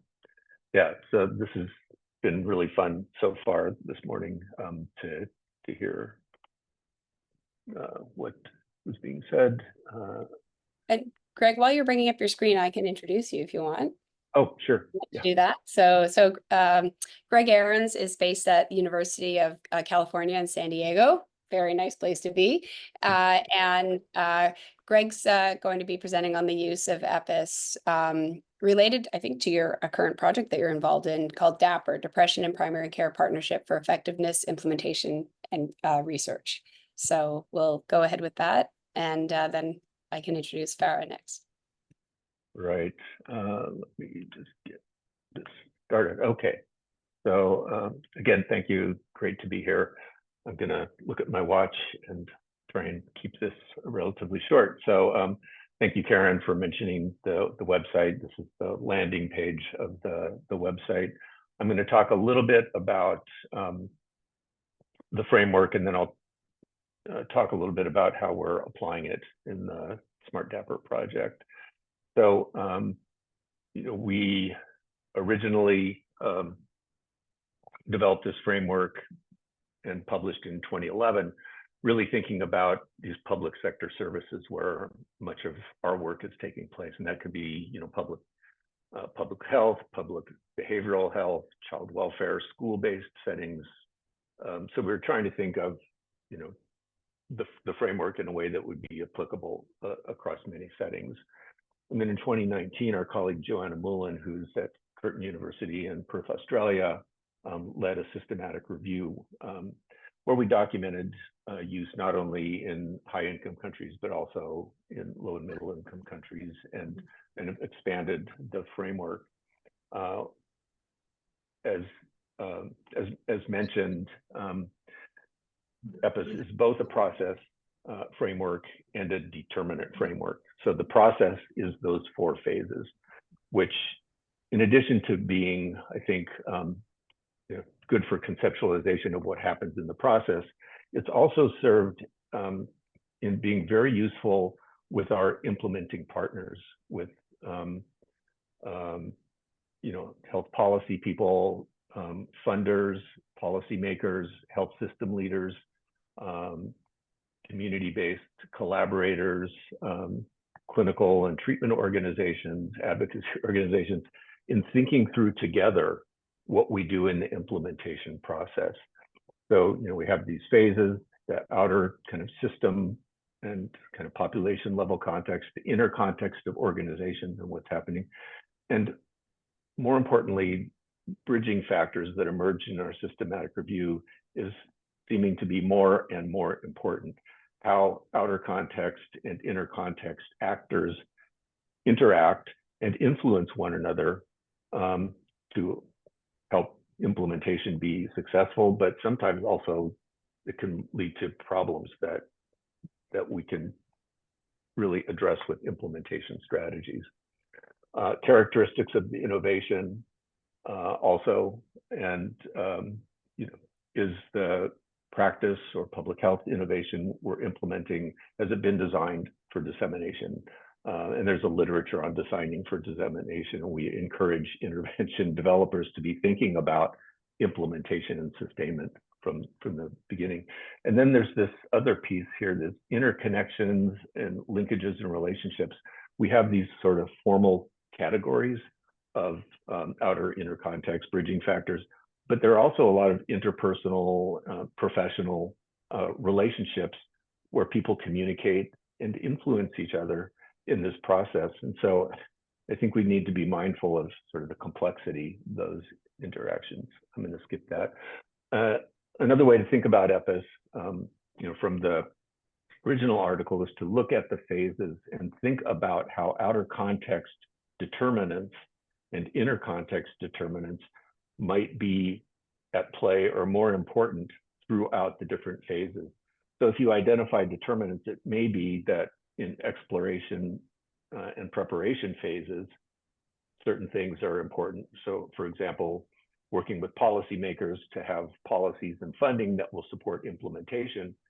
And if that's in place, then during active implementation, other factors may come to the fore. So it's helpful to think about those determinants across the phases. And that's one way that I think that EPIS can be particularly useful. This is just a description of what happens in the different phases. In the interest of time, I'm not going to go into those. Happy to share these slides after the fact. As I mentioned in the chat, EPIS has been adapted for policy dissemination, for issues of equity and power in dissemination and implementation, and also for using team effectiveness strategies for implementation as well. And I can make those papers are freely available as well. But this talk about adapting frameworks, I think people adapt them in their work, but then I think for the field, it would be helpful to write about, to say, this is how we adapted this framework, this is why, this is how we applied it, and this is what it meant in our implementation process. So I'm going to skip that. In our work in Kenya, we adapted EPIS and the phases from a 2012 paper that we had cited here at the bottom, where we had what we called our dynamic adaptation process, where in the exploration phase, we do system level assessment, organization level assessment, provider level assessment, and understanding patient characteristics and needs, in this case, needs of adults with depression. But then the heart of this approach is what we call the implementation resource team. And this is bringing together people, individuals, organizations that are likely to be important in the implementation process. And the idea is that you create this implementation resource team in these early phases, and the resource team convenes regularly to talk about how things are going with implementation, and then using data to feed back information about how things are going with implementation, so that if there are ad hoc adaptations made or planned adaptations made, you have a rationale for that based on observation or based on data. So that's how we're applying it in this case. And we've used this similar process in kind of large scale system level change that has resulted in sustainability, because if we have our policymakers and funders involved, along with the organizations providing services, the individuals who actually provide care, and patients and clients as well, then hopefully we're bringing together a more sustainable approach. And so, in this, we're really kind of tracking these different issues during the implementation process. So in the Smart Dapper project, we're really thinking about sustainment from the beginning, which I'm a strong advocate for. Let's not just implement, let's think about how these interventions are going to be sustained, and thinking about that ongoing process and how we work together in that process. So again, we have the implementation resource team that's central to this project. And so we adapted EPIS, looking at what we thought in the outer and inner context was going to be important across these different phases. And that follows along with our recommendations for how you would use the EPIS framework to adapt and identify those determinants across phases that are going to be important for your project and for your partners and collaborators.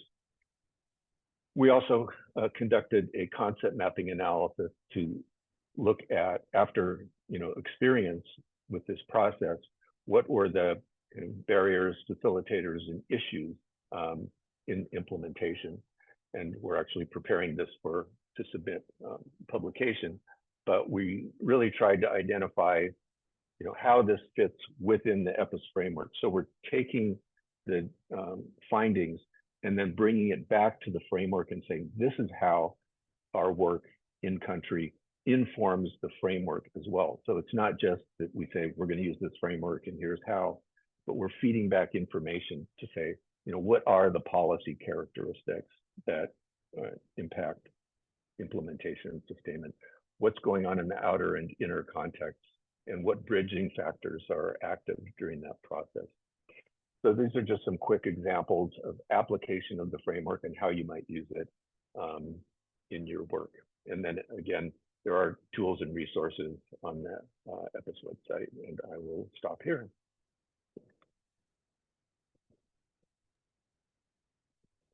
Thanks, Greg. I'm just wondering, Izzy, do you want to allow people to ask some questions now before we move on, or should we wait till Farah is presented in case people have things that are directly related? I think what worked quite well before is if we just move straight into the next presentation and then have questions at the end. But if there's anything very specific to Greg's project, you can perhaps pop it in the chat. Perfect, great. Wonderful. So yeah, next I'd like to introduce Farah Alouche, and Farah is based at Tulane University School of Public Health and Tropical Medicine, and Farah is going to be presenting on the use of EPIS in relation to the CATCH study, which is implementing and scaling up a team-based care strategy for hypertension control in Colombia and Jamaica. So go ahead, Farah. Nice to meet you also. Thank you. All right, let me just share my screen. Great. Can you all see that okay? Okay, great. So thank you for the introduction. Yeah, my name is Farah Alouche. I am a very recent graduate of the epidemiology PhD program at Tulane University. I actually defended my dissertation just last week, so really happy to be here. And today I'll be presenting a little bit about how we used EPIS in the CATCH study, which is implementing and scaling up a team-based care strategy for hypertension control in Colombia and Jamaica. So I'll give a brief introduction on our research questions that we're exploring in CATCH, and then I'll move on to discuss how we're using CATCH, how we're using EPIS in the CATCH study. So first, why are we doing CATCH? Hypertension or high blood pressure is the leading cause of death worldwide. In 2021, hypertension accounted for 10.8 million deaths worldwide. Despite its large contribution to morbidity and mortality, only 14% of the world's hypertensive adults have adequately controlled blood pressure. So that's where you get that gap between what we know and what we do. And this number is even lower in lower and middle income countries.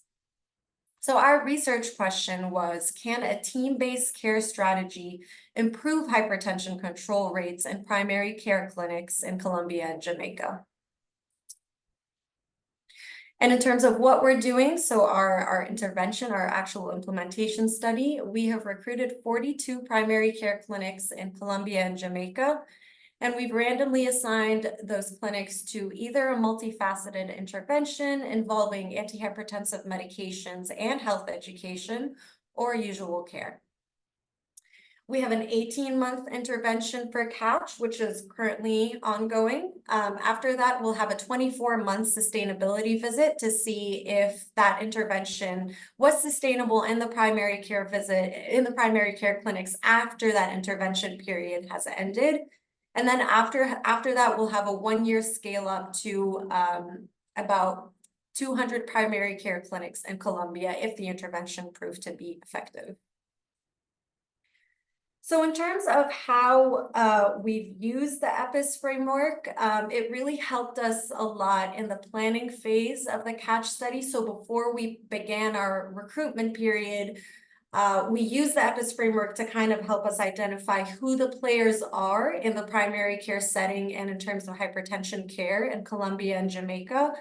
So it also helped us identify the barriers to hypertension care in these primary care clinics, and also the facilitators. So what are things that are already existing that we can build on so we don't have to recreate the wheel in terms of increasing hypertension control rates? And I will say, I feel like, you know, I am fairly new to implementation science, so it was really great to hear from Greg, who is an implementation science expert. I'll try to give a perspective from more of an epidemiologist who is, you know, now getting introduced to the EPIS framework and to implementation science. I feel like EPIS really helped us identify problems that we didn't even know we were going to have. It really provided a really solid framework to look at these problems and identify them and try to figure out solutions for them before we began the intervention phase of our study. So it very useful in that measure. And we also, what I really appreciated about the EPIS framework, and this is our logic model that we used for the CATCH study. I really love in EPIS that it also incorporates measures for how to know if your intervention was successful. And, you know, we have in traditional intervention trials, we have clinical outcomes that we look at. So in our study, we're going to look at, you know, the rates of hypertension control after our intervention, but I also really appreciated the introduction of implementation outcomes in our study. So for example, how well did our intervention reach our target audience, and also how acceptable was the intervention, and what adaptations we have needed to make throughout the course of the intervention. And how has that affected the fidelity of our intervention? So really, such a useful framework for our study. I will say, in terms of how we came about to use the EPIS framework in our study, again, I am coming at this, and our team is really coming at this from an epidemiology, clinical trials kind of framework. So our original choice for the EPIS framework was really motivated by utility. So what we feel, a lot of it was what we felt was the most useful framework for our context, but also one that we felt was intuitive to our understanding, so we could better adapt it and use it for our study. You know, I always think about theories, models, and frameworks as a tool. You need to be able to use the right tool, which depends on your context. But I feel like if you are also more familiar with this tool, if the people you work with are also more familiar with this tool, I believe that should also go into your decision of which theory, model, or framework to use. And that was actually all I have. Love to hear any comments or questions, and thank you so much for having me here. Great. Thanks, Farah. It was great to see sort of a real life pragmatic example of how you guys have used EPIS through your work. I wanted to open the floor up now for any questions or comments, specifically to either of the speakers, or just even talking about your own experiences if you've used EPIS. And I don't see anything in the chat. I do have a question to get us going if people are feeling a bit quiet, or maybe they're still waking up. I know it's the end of the day for me, but it's morning for lots of you. Like, it was great to hear those two presentations. I hadn't heard them before, so it's nice for me to see what's going on. And it sounds like EPIS is, like, it can do a lot, right? And I'm just wondering, from your perspective, is there any limitations to it? Is there stuff that it can't do? And that is comes from a very sincere place of where do you think its limits are? And that's for Karen, for Greg, for Farah, in your experiences. Greg, please go ahead. You are definitely the expert on this topic. I'm leaving it open to Greg as well. Oh, thanks a lot. It won't wash your car or vacuum your carpet, but yeah, I mean, as we've continued to develop the frameworks, I mean, we're kind of looking at new areas. So the whole adaptation around policy was led by Dr. Erica Crable, who's the policy research expert in implementation science, and very thoughtfully went through about not only how to adapt EPIS, but considerations for adapting other frameworks. What are the things you need to think about?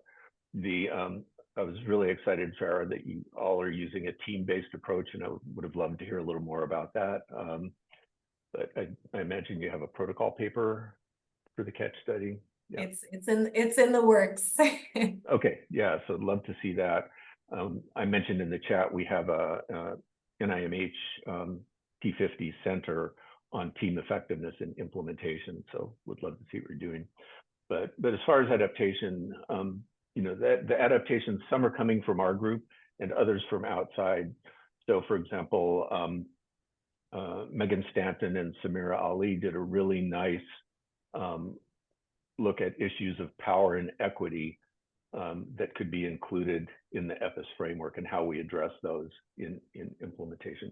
So I don't know if, you know, like particular limits of the framework, but what I do appreciate is when there are kind of thoughtful approaches to thinking about how frameworks, EPIS or any framework, can be applied in different areas, and then what that means for advancing the field of implementation research.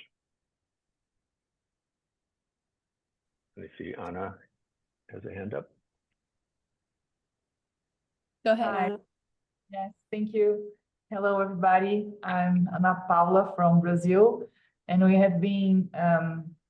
have started last year a study using EPIS framework to develop an intervention on food retail here in small cities in Brazil to promote healthier food choices.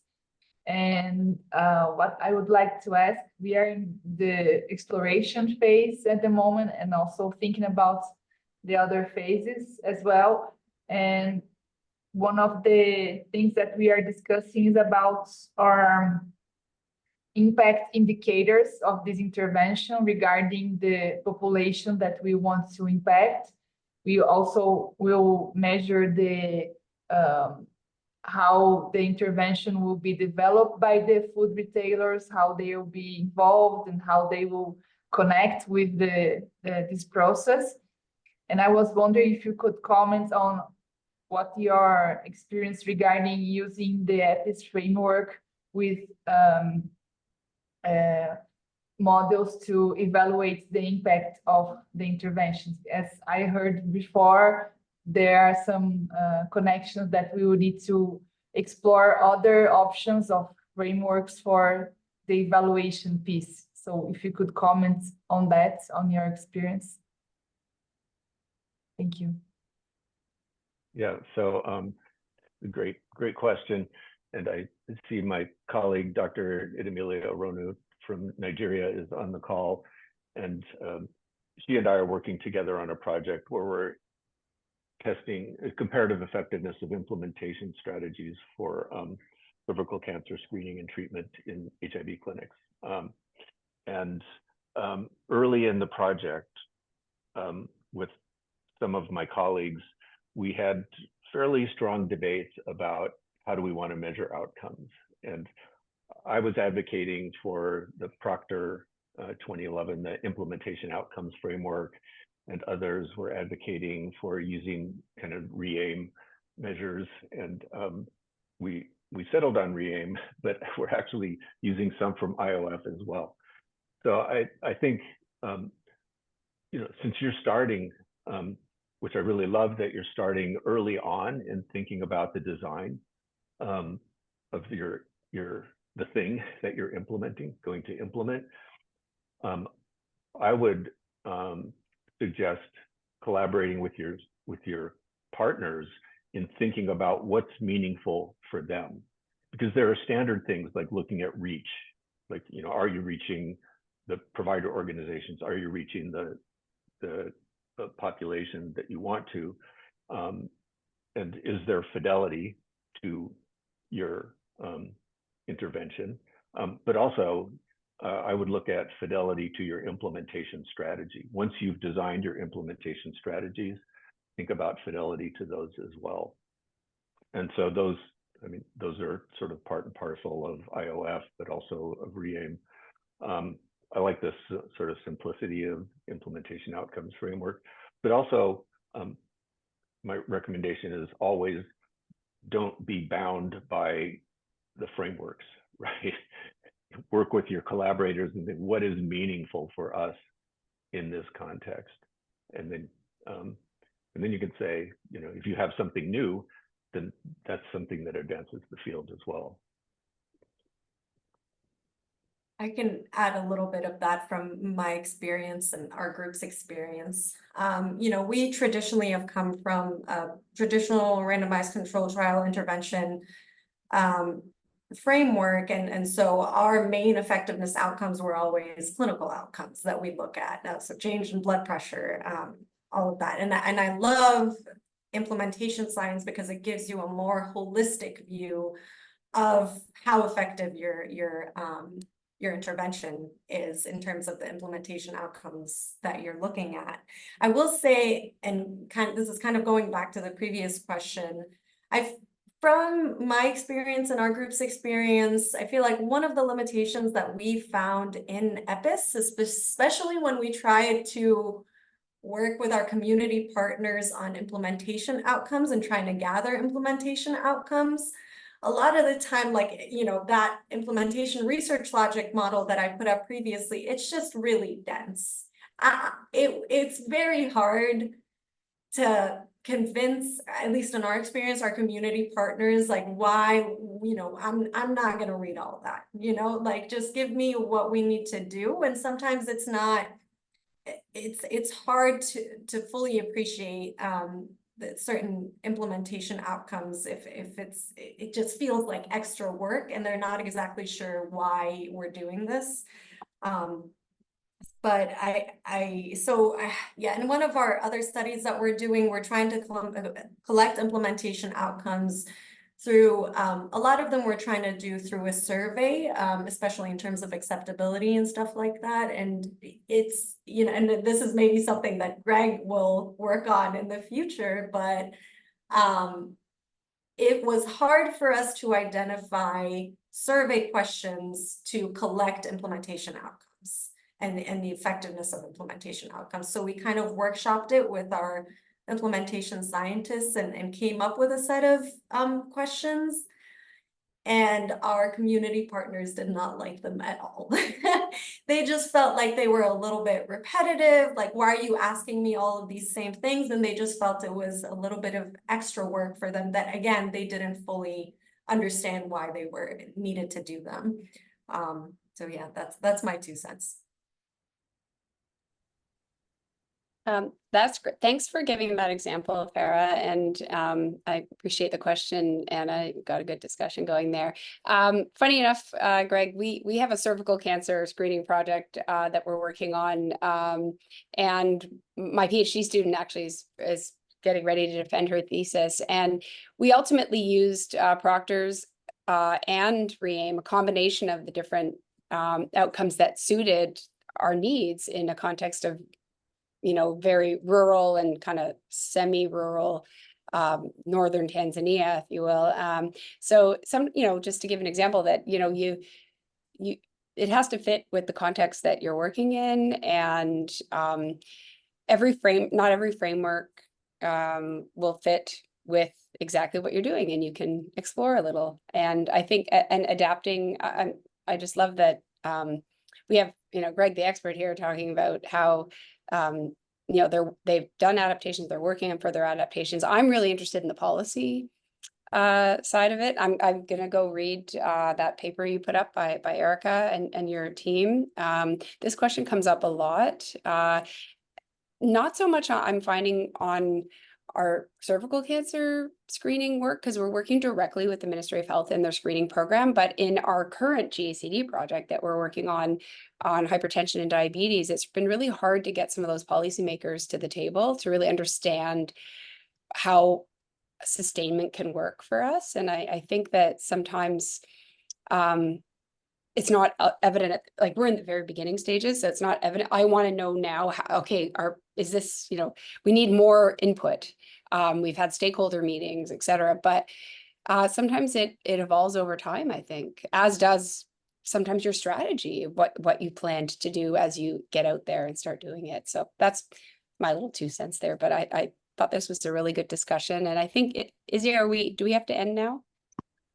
We will probably get taken back in the next couple of minutes or so, or just open. But yeah, if you've got any last bits to say while we're here together, otherwise, there we go. We can carry on the conversation in the other room. But thanks so much, Greg and Farah and Karen, for leading us in this workshop about. Thank you. So while we have a few seconds, Karen, we're working on a project in Malawi where we're in the exploration preparation phases, and we have the ministry and district leaders in those discussions as well about adaptation and how it all fits. So yeah, it sounds like you're in a similar process. Yeah, and sometimes it's not. Yeah, I think it'll come maybe with our next time we all meet together as we have a more concrete plan. But yeah, you kind of I'm aware of it, and you don't want to make mistakes along the way. You want to make sure that you're really have a vision thinking about that. So, but thank you. Yeah. Well, thanks everybody. This was a really fun session. Great. See you shortly. Everyone. Welcome back to the main room, everyone. And apologies, I'm sure that we caught some people mid-sentence, mid-question, mid-comment. But hopefully that means that you're still engaged and interested to just remain with us for the next 15-20 minutes as we first of all invite the 2 moderators, Karen and Simon, to act as a mini panel, it has to be said, and give us first up a few key reflections from the discussion that was going on in their particular breakout rooms. So can I ask, now let me see, Simon, breakout room 1 to go first, and your group were discussing CFIR. CFIR, yeah. Just in a quick snapshot, a few key thoughts, perspectives. Perfect. Yeah, there's probably three things that I would probably highlight that came out both in terms of the presentations and then re-emphasized within the questions. I think one of the things that within CFIR, we have these 5 domains, and I think it's very easy to think about these as separate domains. And I think Zinzi in her presentation beautifully demonstrated that as you capture information, really any particular piece of information may impact multiple domains. So there isn't necessarily these sort of linear boundaries around them, and that some of that, it makes it difficult to then interpret that information, but actually gives you a richness to that information that becomes quite important to contextualize the piece. The other key thing I think as well is the idea that CFIR could be used as an evaluation process. You're looking at these barriers and facilitators, but it also can then feed into actually becoming part of an intervention unto itself. And Bana did a fantastic job of presenting how they're using their data that they're capturing to actually then drive sort of effectively an intervention to make changes. And then the final thing is really coming from some of the questions was, at what point can you use the framework? And really, you could use it at any point in the process. So even before you've developed your intervention, starting to think about some of the key domains and capturing information that might be important to feed into the development of the intervention or the development of the implementation plan is totally reasonable to do. And I think they were probably the three big things. There was a few other things that came out as well, but they were probably the 3 big things that I would take away from our group. That's great. Really interesting, actually, reflections from that group. Karen, over to you. I'll give you the opportunity to sort of highlight maybe 2 to 3 key things that you gathered from your discussions. Yeah, I'm thinking back now, we talked about a lot of different topics, but I would say we did talk quite a bit towards the end about measuring impact and sort of choosing how you want to measure implementation outcomes and their effectiveness, and how what you may want as a or think is the way to go as a researcher or a research team may not always be what necessarily what your partners on the ground think is important, and sort of balancing that. We talked a bit about, although Greg said it, that EPIS does lots of things, but it's it can't, I think, mow your lawn or vacuum your carpet, but just how there's limits to any framework, and he and I both talked about examples of how we've kind of used a mixture of different implementation outcome evaluation frameworks to suit the needs depending on the strategy or the program that we're trying to implement and measure. And we talked a bit about policy and adaptations. So Greg put up a paper by a colleague of his around where's policy and implementation science.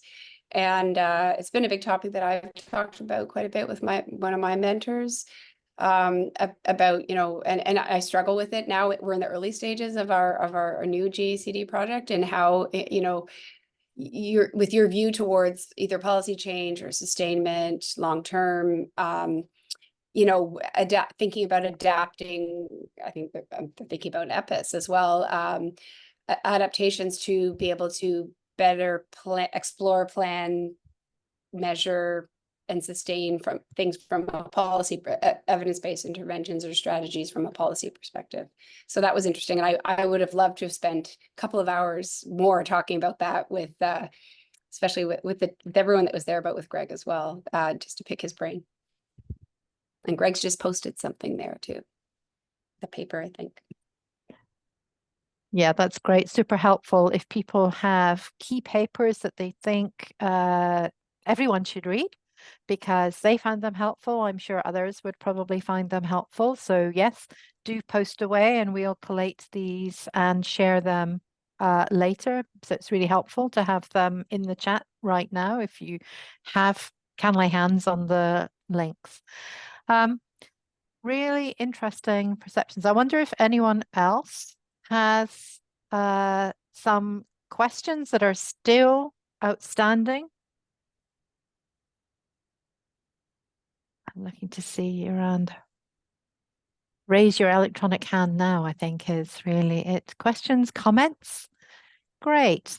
Nukba, is that the right way of saying, or Zia?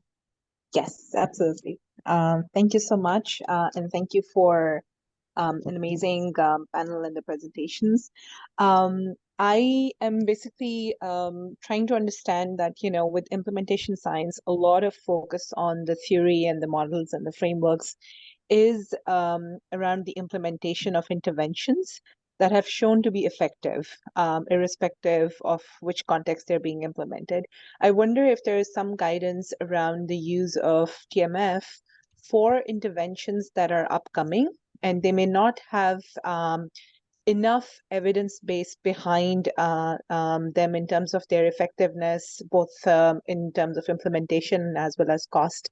So I wonder if there's some guidance in terms of what kind of TMF can be considered, or what are the guidelines around using those TMF that can apply to such interventions that are still kind of like upcoming and have an evidence base that is yet to be generated.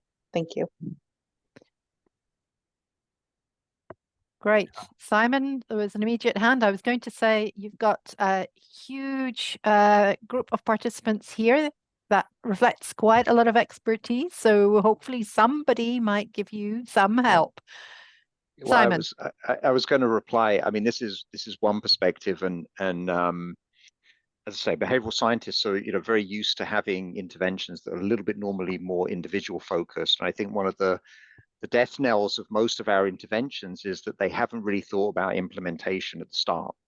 So I think there's actually a huge role for us to take things, CFIR or any of the EPIS or any of the other frameworks and models, and to actually go, as we're building these, as we're planning these, do we really understand how they need to be implemented and some of the barriers to implementation? Because if we build those into the ways in which the interventions are created, it'll invariably speed the transition for implementation at the back end of it. So even at the point where you don't necessarily have efficacy data, being able to capture all of that nuance that might actually influence whether it can be delivered or not, might fundamentally alter the design of the intervention, but also then make it actually impactful later on. So I think there's lots of room across that spectrum personally. Great, thanks for that comment. Any other views, thoughts? Clearly, you can have a different opinion. I would just jump in and say, we've been working over the last 10 or 12 years on organizationally focused implementation strategies, and finally getting results of some studies that show effectiveness, not only for reach and fidelity, but also client level outcomes when we focus on improving the leadership and climate for use of evidence-based practices.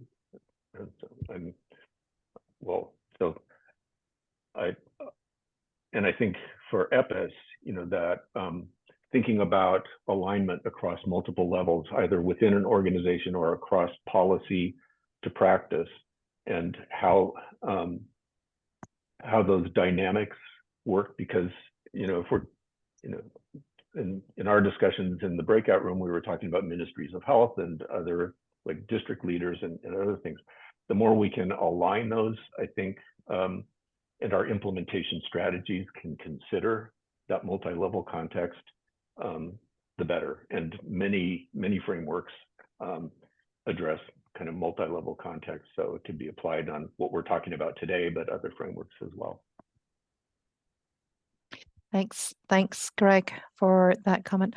I see there's a really good reminder from Kim Quimby, that absolutely DMFs shouldn't drive your project. Your project should drive the theories, models, and frameworks that you might select. And I think it's really true and should just be rehearsed, that actually you need to select the appropriate theory, model, framework to fit the research question that you're trying to tackle, to fit potentially the stage of the implementation that you're trying to tackle. That's my tuppence-worth. Any other views, perspectives, comments? It's been a really interesting workshop. I think I dropped into both breakouts, and I could see that there was some really interesting presentations and some really good discussion points being picked up. Okay, I don't want to drive this too far along because I realize that we're approaching the end of our supposed meeting time.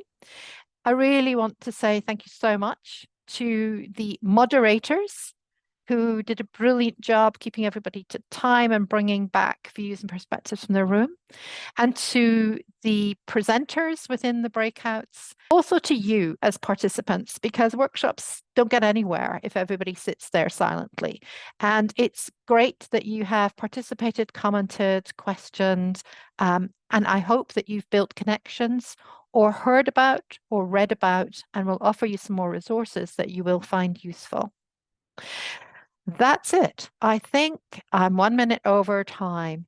Thank you, everyone. I'll give everyone our own round of applause. Thank you so much. And hope that you'll join us for another event hosted by GACD in the future. Thank you so much, everyone. Bye.